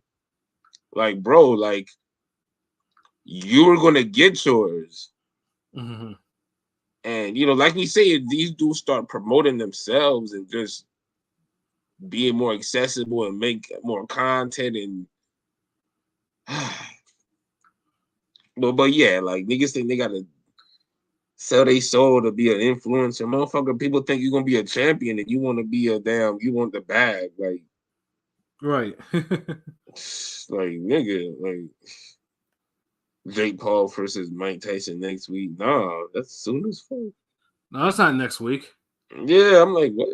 Tyson Fury used WWE as an excuse to avoid Usyk. Well, he can't avoid him no more, thank God. Yeah, the Saudis are making sure of that. Not gonna lie, Jared is the hope of American heavyweight boxing. There's no one else. Like,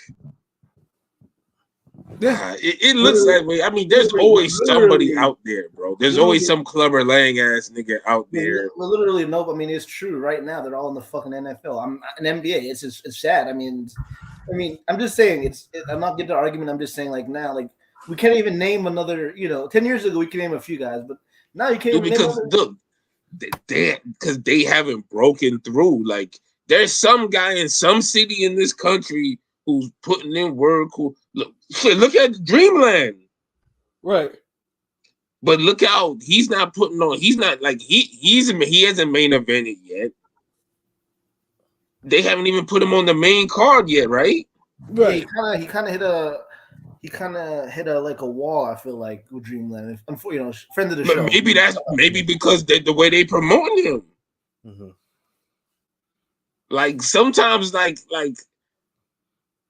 his trajectory was going up, and then it just seemed like it kind of stalled a little. But I'm like, damn, like move this nigga up on the cards. Like I'm seeing some people get in positions that I'm like, he should have been in. But I don't know, behind the scenes and all this, but he's always putting in work. It's just, remember, he's a young promising heavyweight. Remember the interview when we had him on here and we talked about a potential fight with him and Jared Anderson. And we all knew and said, and he admitted it, that, he wasn't ready for him yet. some more fights. But the way Jared Anderson looking now, could you tell me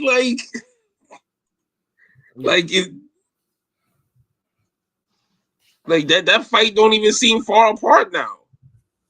It doesn't, but like I said, Dreamland would be his best opponent is Charles Martin. facts. So it's like, look how the world changed, bro. So it's just crazy. So there's guys out there that just the way boxing is presented, dudes aren't getting marketed. They ain't promoting. People training like that. Maybe it in a city that doesn't have a lot of random niggas you see on a Philly card, like a lower level Philly card, undefeated nigga randomly, but they're just not. You just don't see it promoted. It's unfortunate. It's just whatever. That's all it is. Like people always say, nah, they're in football, they're in basketball. No, dude, they're out there. We haven't seen them yet. We don't know them they're out there yet. That's the thing. And no one's showcasing them. Like honestly, you could really have a TV show with a news crew going around the country, going to these gyms and just looking at who got next, who's the nicest nigga in the city, and just going behind the scenes and seeing how they run and train and showcase it.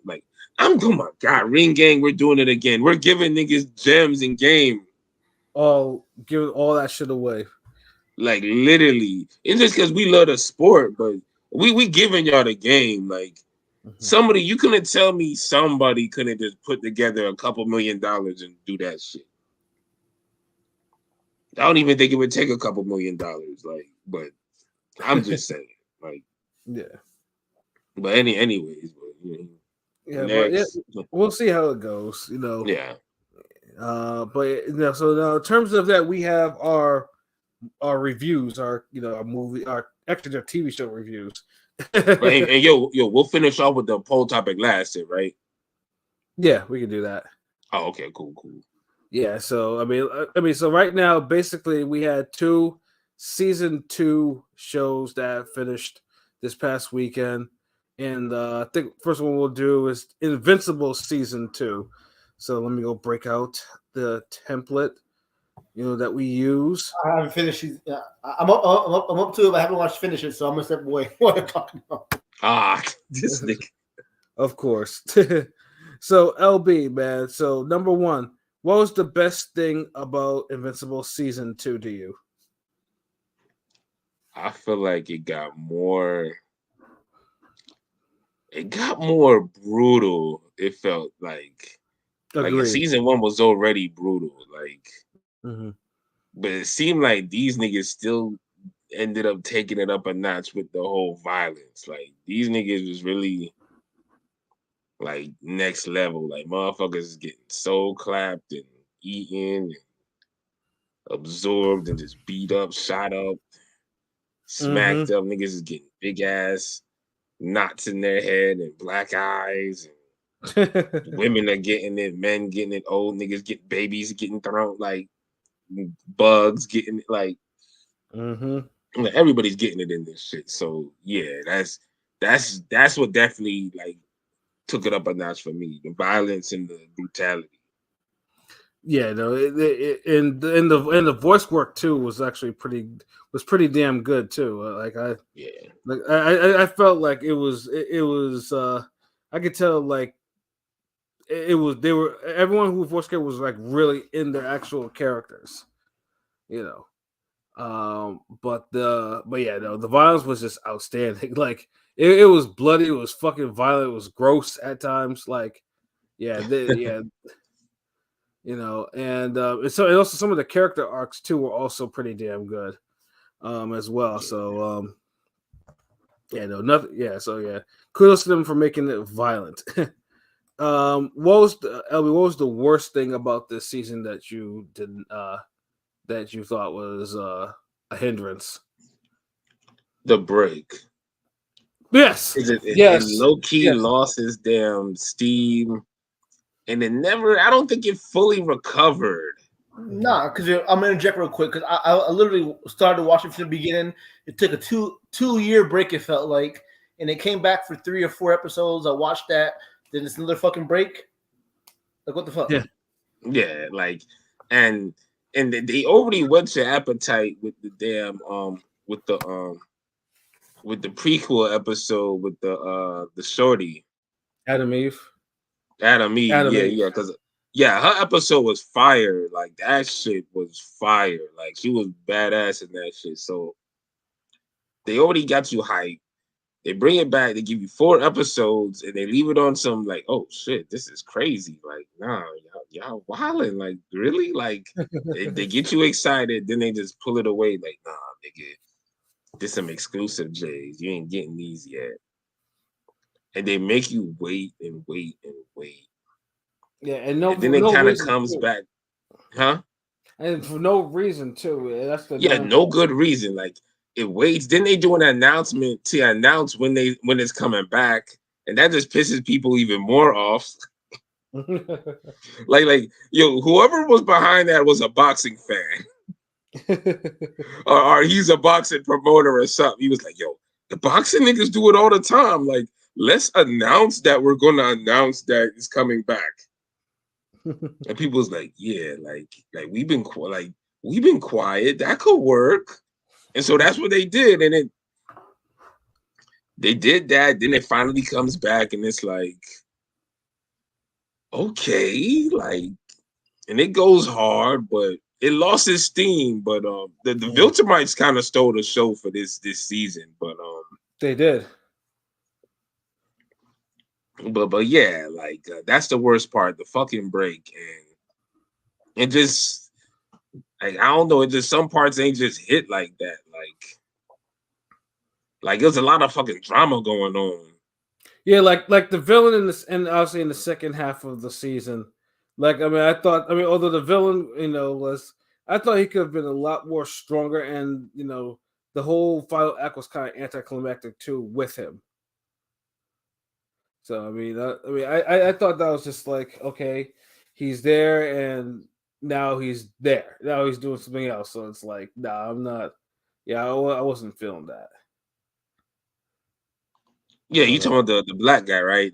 Yeah. Cause I was kind of feeling that. I was like, yo, why they say this nigga for the end? Like this was, and they kept leading up to it like it was gonna be such this great like it was cool. Mm-hmm. But they low key kind of hyped that shit up, and I'm just like, the only thing was cool. I mean, I don't want to spoil it, but yeah, it was cool. But damn, like these niggas tried to make it seem like it was like Darkseid, Superman, Supergirl, cool type shit, right? And that shit was just like, I think Batman was in that shit too. But yeah, like like y'all niggas chill.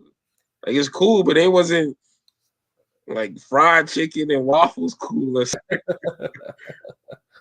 With broccoli on pizza cool, nigga. Well, broccoli on pizza that is cool. Nah, wrong, nigga. So in terms of that, so would you recommend? Fuck yeah, I recommend it, but season 1 is still gonna be like looked at as the better shit. But season 2 definitely kind of came through and did its thing, like. Yeah, and then for score, I mean, I would give it a strong 8. I mean, for a score for this, for season 2. Yeah, I agree. A strong 8. Yeah, like season 1, you could say a 10. Mm-hmm. I'm out on chicken on pizza or that buffalo chicken on pizza. Okay. Oh damn, y'all niggas stay talking. Oh yeah, we brought up food first. Nah, chicken on pizza is dope. Yeah, hell yeah! Like, I remember I had like a curry pizza in Jamaica once, nigga. That shit was kind of busting. Yo, I actually found a place that actually does that Indian pizza that you were telling me about, like chicken tikka masala, pizza and everything, bro. Like I was like, oh shit, I might need to. Do they lamb? Do they put the lamb on it though, nigga? I didn't check the whole menu. I just saw that. And I'm like, okay, I might need to visit this place. For the Haney Garcia fight for food. Oh hell yeah, we're all right. If you ever get credentialed down here, nigga, I show you the spots, man. Like shit. Say less, bro. Say less. You already know. You'll be up here like Oh shit, like some lamb pizza, nigga. Oh shit. Shit would be like New Orleans all over again. For the food. Yo, that's what I'm saying, bro. Like, I ain't gonna lie, you and King P, y'all was some fat asses down there for that fight, cause y'all niggas came up, gained 10 pounds. I ain't gonna. That fight was trash, but y'all niggas was y'all got on the podcast talk more about the food than the fucking fight. Yeah, I know. I had to fast for 2 weeks to get all that shit out of my system, bro. Like that shit was hella crucial. Yo. I had to because my stomach was stuck in there way too goddamn much. And I was like, okay, yeah, this ain't cool. You know, all that fucking gator and shit, nigga. I had to fast, bro. Man. But also too, our next review would be season 2 of Tokyo Vice. So LB again, what was your favorite thing about season 2 about Tokyo Vice? Oh man, like yo, Tokyo Vice did his thing. Once again, the violence and the pacing just hit this season. Like they made you feel like shit was gonna hit the fan at every moment. It was just the pacing and the violence and the whole seriousness and how characters slowly emerge and was running shit behind the scenes, and then they emerge and the plot just kept elevating and the characters were used a lot better. You didn't have all the bullshit side stories and it didn't focus on like certain people too much. Well, they did. Well, they had some side story issues. Well, it was Jake and his family. I think that was. Yeah, but it true, but the way it was developed and presented, it still ran parallel with the overall story. Like it just like it wasn't done in a meaningless way where you see how they kind of roped it back in at the end of the episode. Like right. So and literally that was maybe the weakest, maybe most filler episode the whole season. True. And even then you felt like, damn, like what's gonna happen next? So yeah, like if you could have a good 9, it was 10 episodes? Yeah, it was 10 episodes. And you got 1 weak episode, 1 mid episode out of 10 episodes, nigga, your show's pretty hard then, nigga. Like you kind of did your thing. Yeah, like the writing on this show it definitely improved on there because in the first season, because I know honestly you were on the fence with the first season until you watched it a little bit more.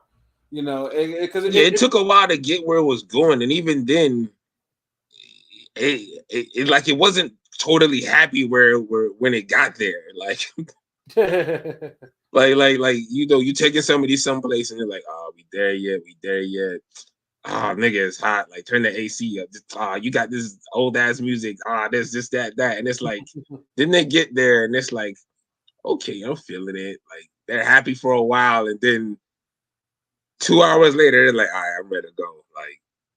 Like, fuck this. And then you're like, hold on, we could do one more thing. And then they're like, okay, this is cool. It's like, so that's how season 1 was. Like it was just all over the place. Like, and this season, season 2 just was just fire. Like each episode was just hitting. Yeah, they tightened all that shit up though, and it was an hour of really, really great TV.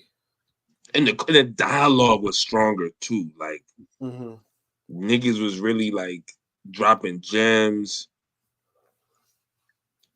and just like the one-liners and how like it didn't get over the top. Like it still had that street element with the crime, the drama. Like niggas is still getting shanked up. Yeah. Like, it was good, yo. Like I fucked with it. Like it wasn't perfect now, you know, but it was good. Very good. Now, what was the worst thing about this season? There was several worse things. First of all, like, and this was a problem from season 1, and it was still a problem in season 2, but not a big problem because the direction they ran with her character. But working in like an after hour spot, the what's the I don't know the Jamaican. I'm sorry, Jamaican. The Japanese term for it. Because if you play them Yakuza games, they got a mini game where you do that. I'm kind of stuck on that shit. Where you're like a hostess. Hey, what up, Kane, son? Yeah, I forgot what it is. Like you're like the consort hostess, and they pick the most uninteresting, blandest, unsexiest, uncharming white lady of all time to play such an erotic, sensual role, and they keep kind of damn showcasing her and shoving you in her face, and in your face, this bitch, and it's like that's just annoying. Yeah, hell yeah. It was worse. It was as bad as the person they had playing. What's this chick name in The Dark Knight? Oh, Maggie Gyllenhaal. Ugh. Yes. Oh Yeah. God. Oh jeez. Fuck. But yeah. No, I'm just saying, like casting could truly make or break your show. Like, look, this is what I'm saying.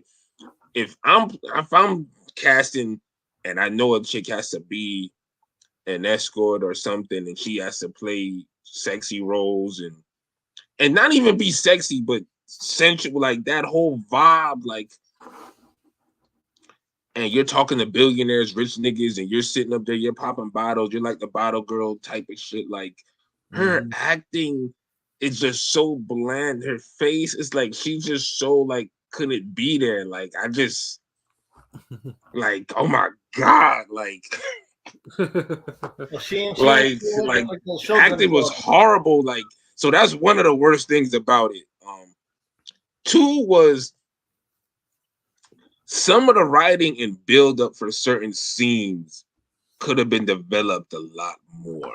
Like certain shit, they just kind of jump to conclusions, or it's like they jump to a cut scene, and you're like, damn, like y'all could have kind of built that up. Like, and one of them is the guy, is it Hanayama? Mm-hmm. The nigga who came out of prison and he was made like the underboss. Yeah. Him, like there was times when it's like I even with the cabin episode when they're in the woods and shit, like they just all over the place. Like they'll have tension when there shouldn't be tension. Then there's no tension when there's obviously should be tension. It's like certain things they didn't develop right. Like it just seemed off.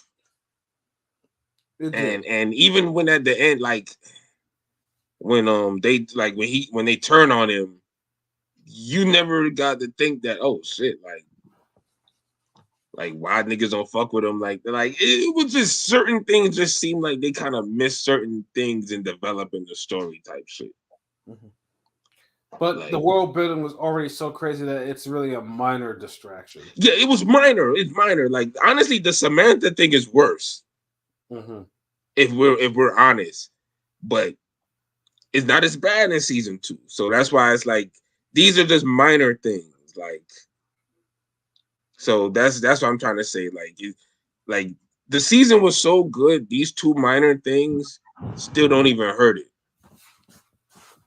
I agree. Whereas season 1, the problems were really bad because the show direction was all over the place. It didn't know what it was trying to do. Like, but it's like it was almost like forced. Season 2, like it turned around that season 2. Like it got where it was going, and it was like, look, it almost like they was apologizing for season 1. Like it's like, yo, man, we're sorry. Like, like we got this, we got our shit together, nigga. Here, rock with us. We gonna murk niggas every episode and keep you interested. We gonna cut niggas' fingers off. We gonna cut up reporters. We, you know what I mean? We going to different countries. Like we international. Like, yeah, we got guns, baby. Like niggas is doing shit. Stabbing, shootings, all types of ill shit. Hold on, I'm hearing MK2 is supposed to have 27 fight, and the L's supposed to be 3 to 5 minutes. I don't even know what that means, bro. Like you be with the video game talking terminology. I swear I'm so behind with shit. Like yo, I don't be. So I was playing a game earlier today, like for the first time in like a minute. I'm fucking Streets of Rage 4. But yeah, I if we was to score this shit, I'd get this a 9. Yeah, no, 9. Yeah, 9 is a good score too. Like, I mean, because I mean, the season finale was dope as fuck. Like, I thought. Yeah, You know, if you would have said a 10, I wouldn't have argued. But a 9, I feel like this was definitely like this was hard. Like yeah, like again, and it like, closed off good. And now, of course, like, and I'm pretty sure soon it'll be like other HBO shows. HBO shows like, hey, you know, we're gonna cancel it. Let's shop this show around, see if anyone else wants. I hope. I hope it doesn't, but I already know. I've already decided the fact that. I mean, it felt like the show ran its course, though. Mm-hmm. True. Could you see it going another season? Well, let me ask y'all real quick. Did it? I mean, I don't watch it, but like, did the second season kind of satisfy in terms of like close the story? For me, it did. Oh. Hold on. What was the question? If the second season finale, sort of closed, you know, kind of gave you a true finale for the show. Like, or is it still more like in terms of the storyline that needs to happen? No, like it kind of closed. Like the way it ended, it was on some like, if you had to start it up again, it's like you would have to give it a new storyline, a new, like, it's not like, you know how some shows end, some seasons end, right? And there's another thread in the background, or there's something else bubbling, and it's like, damn, I wonder. Like AK, for example, it ended better than Rap Shit. Okay, that makes. Well, that's I haven't watched Rap Shit. Okay, like probably get like the way Rap Shit ended. It was cool, but they still had more story to tell. Yeah, there was more story to tell for sure. Where this shit ended, it's like you would have to give us a story real quick. Like you'd have to give us a story. Whereas Rap Shit, you already had, you know, it's like did they make it? Yeah, they made it. Like they made it to the next level, but do they make it? Yeah. Does the manager, she start fucking with the op? Like what happens? Like what happens with that? Like do these niggas go on tour again? Do they get like that type of shit? Like whereas this kind of ends, I don't want to ruin it, spoil it, but yeah, the way Tokyo Vice ends, it's like everything was wrapped up, really. Mm-hmm. Okay. Well, in a sense, like that's what made it great. It was good closure. It wasn't like fucking Power or something where it's like, damn, all right, we got Kanan, nigga. Then it's like, oh shit, damn, this nigga Felix Lobos is, you know, the plug is angry. And I should have asked you real quick since I know we're on the other, but Invincible, I'm gonna watch it probably in the next. But did that close with finale, or is that like there's gonna be more seasons type of shit? I'm just wondering. Nah, that definitely needs more seasons. That shit just it got good at the end. Yeah, it's like this season was cool, like with the story, but like not like it almost feels like the season after this would be better. Right. If that makes sense. Makes sense. But yeah, no, obviously we'll definitely fully recommend the second season of Tokyo Vice. Like I said, quality TV, quality acting, quality writing, and everything. Like considering that what we thought, what I really thought it would be, like obviously I'm happy that it turned out to be like a show with strong writing, not just like just mindless killing, because the killing when it happens is good, but it's more than that. So, but yeah, we would just have to make sure, like say, for both Invincible and for Tokyo Vice, both seasons, definitely go and start watching those. They get our thumbs up. I guess before we get up out of here, we have a poll. We have another poll topic. I got it for the storylines, right? Yeah. So we did ask 30 votes, 6 days left and some change. Check us out at Ring Gang Radio across all platforms. We did this poll on Twitter /X. Again, Ring Gang Radio, spelled out how you can hear it. Anyways, we did ask which boxing storyline is the most played out. We had 4 options, one being fake retirements at 33%, Shields Baumgardner beef 17, MMA versus boxing at 37, and Inoue versus Tank / Abdul Wahid / Gervonta Davis at 13%.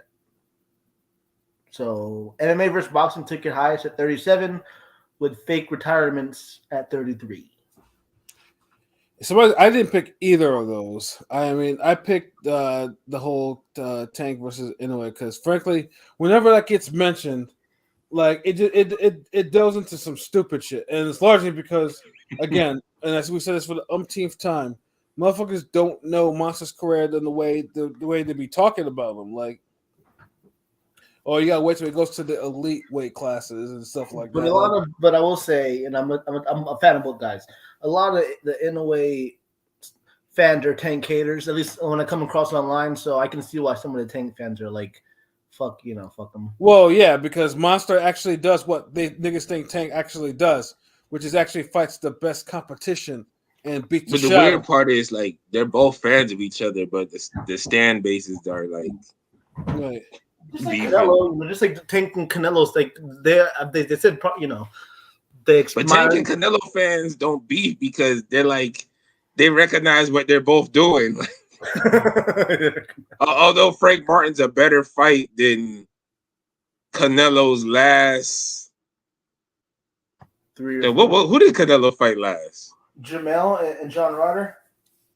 Yeah. Okay. Yeah, Frank Martin's definitely better than that. Yeah, so that's why. Like, I mean, yeah, that's why I was like, yeah. Every time I hear that, I'm just like, yeah, this is. I'm tired of reading the shit. I'm tired of like that.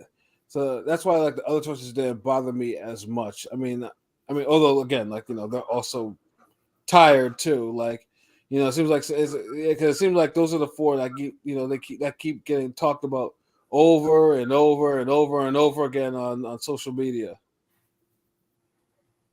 Especially the MMA versus boxing ones. Fake retirements. It's like, to me, like if you're talking about fake retirement, you're already like mentally weak to me. Like, no, I did vote for fake retirements because I'm sick of, Shakur, too many people using it. Yeah, I mean Shakur did it. It was like mental health. Like, how people use mental health that one year. It's like everybody was using it. Now it's fake retirement is the mental health for this. Yeah, year. now it's a new retirement. Yeah, I mean, Shakur did it. Tail did it, and this is before the performances, right? This is before they shot up Thursdays. You know what I'm saying? They did the little fake retirement, which is irony because it's like, nigga, if you're gonna fight like this, stay retired. They're off retiring, yeah. So it's like, exactly, you come back and do this shit. I voted that. No one asked for this. It's a cop out, just so like Shakur, a 13-day retirement, some shit. Yeah, it's like y'all got nothing else to say or do. Like, this is the best way to promote yourselves. And I ain't even vote for that. Like, I agree more with Pat line of thinking. Like I voted for like more so like I don't like fights that are constantly fights that won't happen that are given too much attention. Mm-hmm. And I voted for the Baumgardner Shields because that got so much attention that Lemos didn't even get interviewed. Yeah, that one.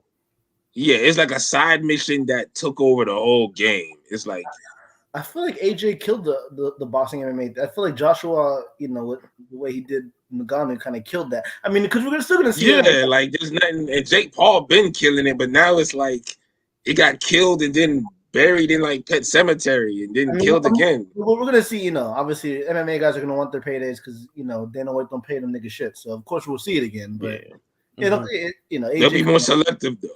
Yeah, it ain't gonna be because it's like I think like niggas is gonna look at it like, yo, if I ain't getting like 20 mil, I don't know if I want to fight no Joshua or catch a damn Tank uppercut or some crazy weird shit like. Nah, remember these niggas didn't get used to. They're not used to getting punched like that. Like people forget. Like boxing gloves protect your hands, so you're punching with more full power because you're not worried about hurting your hands. And you can still hurt your hands in boxing, though. Of course. But subconsciously, you're letting off, not thinking like, okay, I have to learn to land perfectly every time I throw a punch. Like in MMA, you land this way, or the glove hit a nigga's thick ass skull the wrong way one day and you fractured 2 fingers or some bullshit. Boxing, you gotta fight. You gotta have a Kessler Andrade performance for that to happen. Right. you gotta fight a nigga who got like a damn Isaac Cruz head for that to happen. Right. Like you gotta really be throwing, like if you throw your arm out, motherfuckers is making you miss punches like all night and shit. Like MMA, that's not happening. You see a lot of those niggas get slumped where if they'd have been wearing boxing gloves, that punch probably wouldn't have slumped them.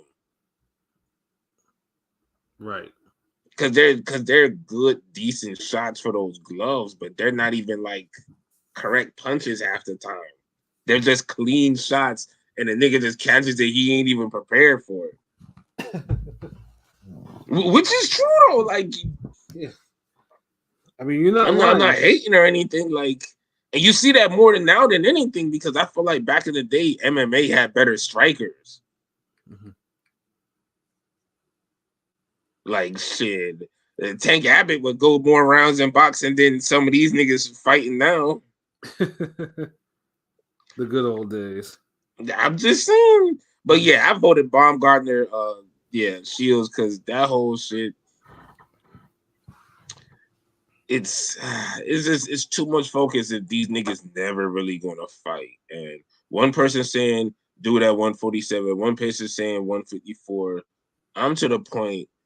Won't y'all meet in the middle and do an exhibition bout, spar and have headgear, and just call it a day, get the bag? Because y'all obviously getting too much attention for it to not make any money off of it. And it's getting to the point where we might see these broads actually have a real street fight the next time. Yeah. Like they letting the gums run, they letting the mouths run a little more, like... Yeah, because frankly, like I said, the size difference is too much.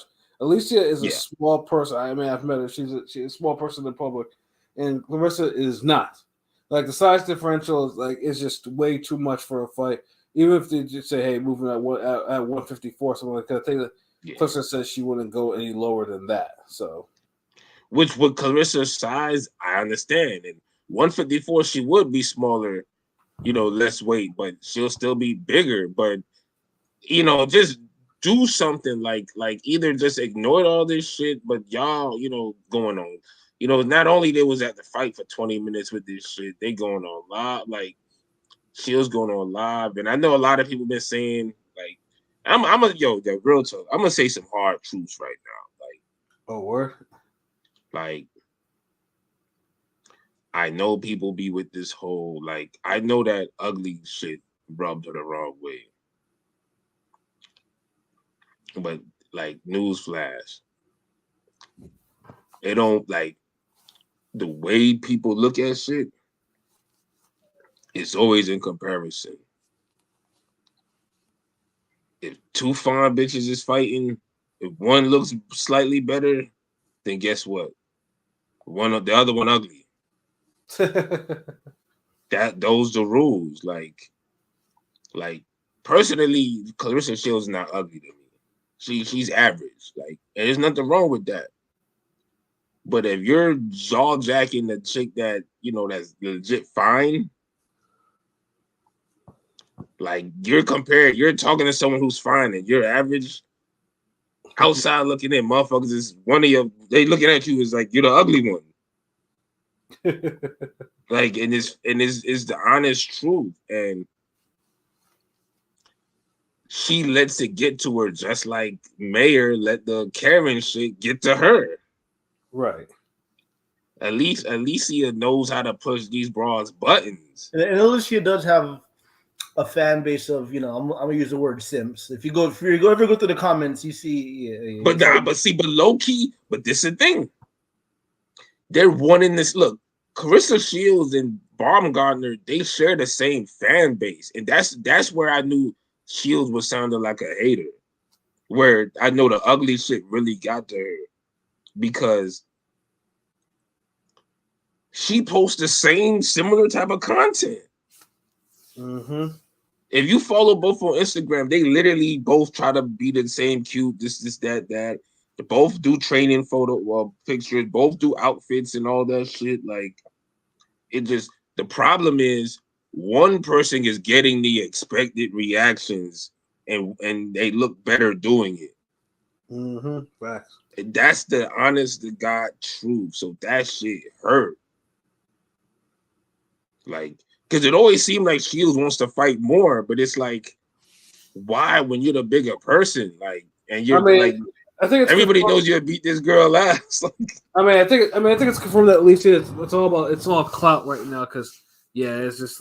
But if you know it's clout, why give it so much? Like, if you know it's clout, and it's like, I'm beginning because remember, like she give clout to Keith Thurman all the time, saying she could beat his ass. I'm beginning to think she don't like light skinned people. Like, real talk. Like, it just seems like that. Like, what is it? Like, it just, if it's clout, then why get the attention? Like, and her manager, I think promoter, whatever, Dimitri Salita, he tweeted basically saying that they reached out Baumgartner several times for, to make an official fight, and she ignored it. Like, so, Shorty ain't trying to fight. But first of all, she ain't going to 154. Like, y'all need to change up. If y'all serious, y'all need to change it up and do the whole exhibition shit, sparring, put headgear on, do charity, whatever, winner take all. Like, y'all could, like, it's like y'all could make something happen. Like, y'all already speaking enough. Say some shit, sway the public opinion with new parameters or something. But if y'all gonna keep going at it, because it just is getting stale now. Like, y'all, it just coming off on some hater shit. Like, you could tell it gets to Carissa Shields more than it gets to Baumgartner. Right. And like, and low key, like, Shields, I believe, was trying to compete with her when it's like you're above her. Like, Baumgartner started wearing the certain outfits. Shields started wearing certain outfits. Mm-hmm. She talking about the fans, dudes or horny dudes, and this is y'all got the same fans. How many niggas out there always trying to convince Carissa Shields is fine as hell? Like, get the fuck out of here. Like, yo, like, y'all literally got the same fans. She may have more fans on some casual shit. Like, Baumgartner might have more fans on some casual shit. Mm-hmm. We not gonna deny that, but she looks better. Like, y'all gotta just stop denying that. That's gonna happen. There's a reason why Carissa Shields never fought Raquel Miller or anybody who looks fine. Mm-hmm. Because then the same problems would happen. It'd be the same whole you think you're pretty, but I'm better type shit. Like, you would let all the whole ugly shit get to you. Mm-hmm. Like, so it's like, nah, like, save all the whole you ain't got fans, you're not selling out. Like, are you selling out arenas? Didn't you have to go to damn Savannah Marshall backyard? Also facts. So it's like, you're talking, because I've seen the interview, like, you hear the live, so it's like a lot of her shit always come off on some hater shit, like, and it's like, it's almost like when Wilder used to be worried about Floyd. Mm-hmm. Yeah, like, bro, you heavyweight champion, like, you worried about a nigga where you supposed to jab his head off in one move. Like, what you care about his opinion for? Like, you're a heavyweight champion, nigga. Like, that supersedes everything. Like, you undisputed twice, ma. Like, you 2 gold medals, ma. Like, who's this chick? You said she a cheater, right? Right. Like, come on, man. Like, I'd have been like, look, man. 150 exhibition, You come in at what you comfortable. I'll come in as low as I can. Let's go. Let's get it. Put a bag up. Somebody, like, come on. Like, But nah, y'all not serious. And like, if you know it's clout, why keep giving it clout attention? That's my whole thing. Like, it's like with the Tank in a way, at least it's more of a media fan dumb shit. But Shields Baumgartner is worse because it's the actual fighters. Like that's much worse. Like y'all putting so much energy and y'all not gonna ever fight. Like it's taking up energy. Y'all putting energy in y'all like y'all stealing TV time. Like that's I'm to the point. Like somebody step up. Like make a move, make a real move. Like if not, then just let it be it. Like, but all the other shit, y'all just gonna keep talking and make y'all just come off sour of each other's success. Like are y'all, you know, we building up women's boxing. Like sitting on the male fans ain't it. Like no, absolutely. Like you know, because Shield's personality is not like she's grabbing more women fans. So it's like y'all need to be damn thankful whatever fans y'all get. So try to make it into like, well, these niggas only like you because you thirst trapping and like nigga, you be thirst trapping too. Like all y'all do that shit, goddamn. Like, are you gonna say Valier only got fans because of that? Oh, not because damn she's putting on fight of the years with people and moving forward and throwing hands trying to knock bitches out. Message. Damn, like y'all forget that like you could beat a bitch ass and look pretty doing it. So like a dude could beat a nigga ass and look handsome doing it. Like, you know what I mean? Like what the fuck going on? Like the fact we even got to talk about this shit is weird. Like, but hey, like we talking about it. You know, we always talked about women's boxing, but like, and this is big in women's boxing. But boxing as a whole, I don't feel hit yet this year. Like it's missing something. Like a lot of fights I haven't even seen live this year because that shit just ain't hitting. Like I watch them afterwards. So I need something to compel me to like, oh shit, I'm tuning in live. Like, but yeah, like this shit just weird. But yeah, ain't got much. That's it really. We ain't got nothing else, right? That's it. No, that is it. I know it's again the 12:30, so I think it's time for us to start wrapping up. Wrap it up.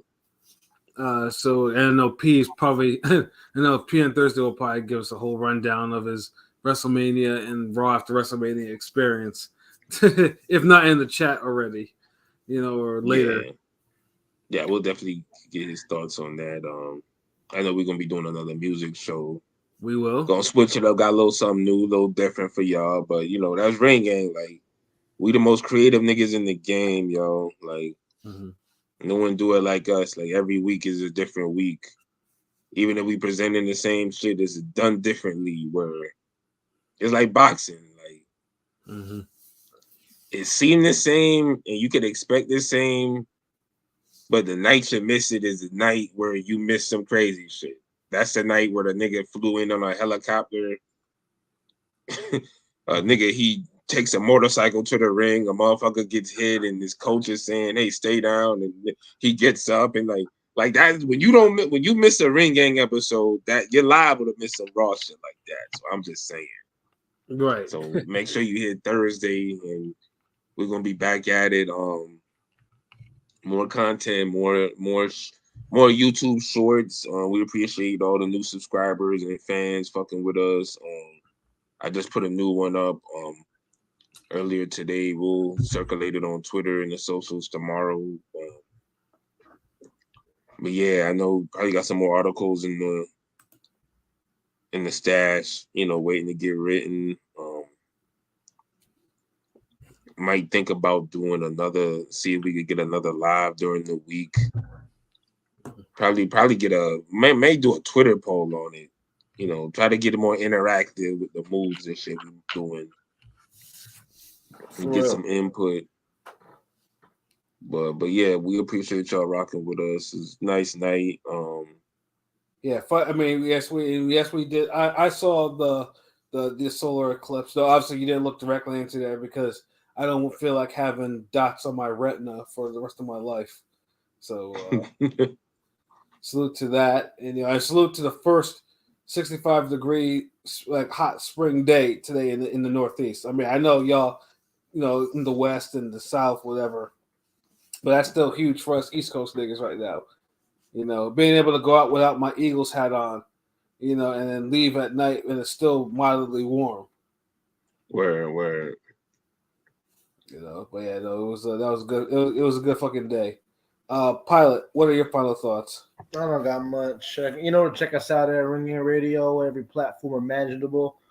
Shouts out to everybody, minus the one dude in the comments, and you know where to rock with us at. We know where we're at. If you want unbiased opinions and funny and good shit and real shit, Ring Game Radio. So there you go. Pilot is concise as ever. LB, do you have any more bars to spit? You have anything else? Nah. We appreciate y'all rocking with us. We try to get more content on the way. Got to jump back on the animation. Got some more shit. We gotta, we had a little teaser, but it really wasn't nowhere near the amount we had. Like it was just what we could do real quick. Celebrate my father's birthday and shit. But word up. Definitely got more shit on the way. I kind of formulating the script in my head now. It'll be another episode, but it kind of going back. It's not food or anything. It's kind of bringing it back to us. But and done differently. It's always different. It's like you never get no the same with us. So it's like we're like a good fight scene where every scene is different. So just stay tuned and be here Thursday because we're gonna have a lit ass music show. Like this shit's gonna be fire. Like I guarantee it. Like y'all gonna be here and get them likes up, nigga. Facts. But yeah, I don't have nothing more to really add on other than, like I said, thank you for rocking with us. And you know what it is, we see our content, listen, like, comment, subscribe, tell your friends so we can all be friends. And then, of course, as I like to mention before, we're in the super chat era because, we got the super chat, super stickers, all of that, you know what I'm saying? And, so yeah, if you hear a video and you like what you see and whatnot, feel free to show some love. The dollar signs on all the videos now. Because it's happened to see. So, like, it's been. I'll smile more. Y'all hit that super chat. Miss Bitch, you want me to smile? Yeah, hit that super chat. Shit. Yeah. Y'all got me acting like a little hoe. Like, y'all be wanting niggas to smile, and y'all don't want to make people smile. Like, nah, like, I ain't gonna ask Shorty to smile if I ain't gonna do nothing to make her smile.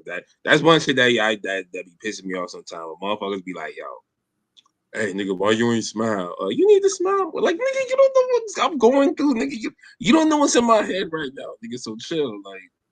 Yeah. But I still smile for it's Rain Gang.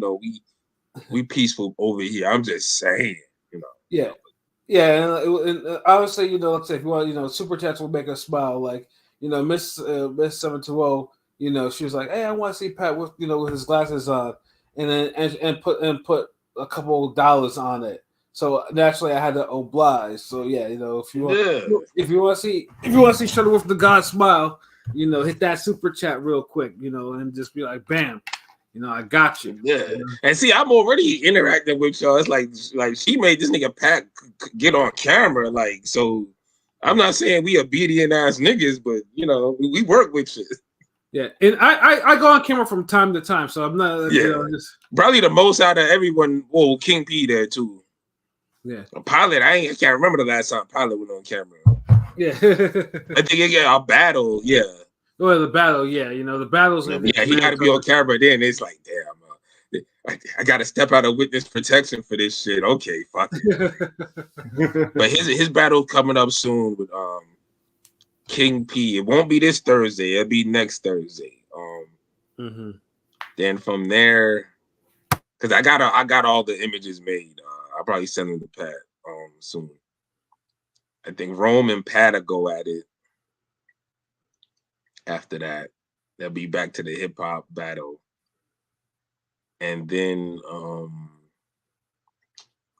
I know Pilot said he wanted the 80s, so I did want me and Pilot for the 80s because he said he ready for that. So I ain't gonna have no 90s baby beat me in for the 80s battle. So I don't know why he want that smoke, but I don't duck nothing. Word. And it's like I already made the images, so it's like you gotta beat King P, nigga. Niggas gonna be talking about your Spence and Fundora getting shots you don't deserve, nigga. I'm overlooking my opponent. All right, word up. Huh? I'm overlooking my opponent. All right. This nigga's like, I already got this nigga got a little PBC deal. It's like I already got the 80s battle with Shutter, that's already signed. But nigga, you got King P like next week, bro. Like, yeah, but I'm saying, like, I want the 80s battle now, nigga. Like, yo, like, but we got you. But yeah, definitely. And then we gonna get back to the album reviews and the movie soundtracks and shit. I was low key thinking Belly first is In Too Deep, my nigga, but we'll see. Right. That's a fire one to me. But yeah, that's it. Like, man, Ring Gang, we running shit, nigga. Let's go. Oh, and y'all make sure y'all share this shit and sub to it. Make y'all sure y'all sub because we need like maybe 77 more subs to hit 2,000 so we can have a clean. Like, trust me, a clean 2K looks better than 1.93. Right. Nigga. Like, let us get the 2K fucking subs, man. Yeah, y'all got us monetized before that, which is powerful, which is cool. Like, I know sometimes it usually happen the other way. Niggas get the 2,000 subs first, but Ring Gang is Ring Gang. We do our shit our way. That just show that we had so many niggas fucking with us before we even got the 2K. So, but we gonna get the 2K this summer, and you know what it is, my nigga. Ring Gang forever, ever. There we go. So yeah, for myself, Pat Scorpio, the New England representative, for LB Shuttleworth, the God, the GOAT artist, for King P. This has been another wonderful episode of Real Talk, where as always, if shit's real, we talk about it. So until next time, peace. Peace. Tell everyone.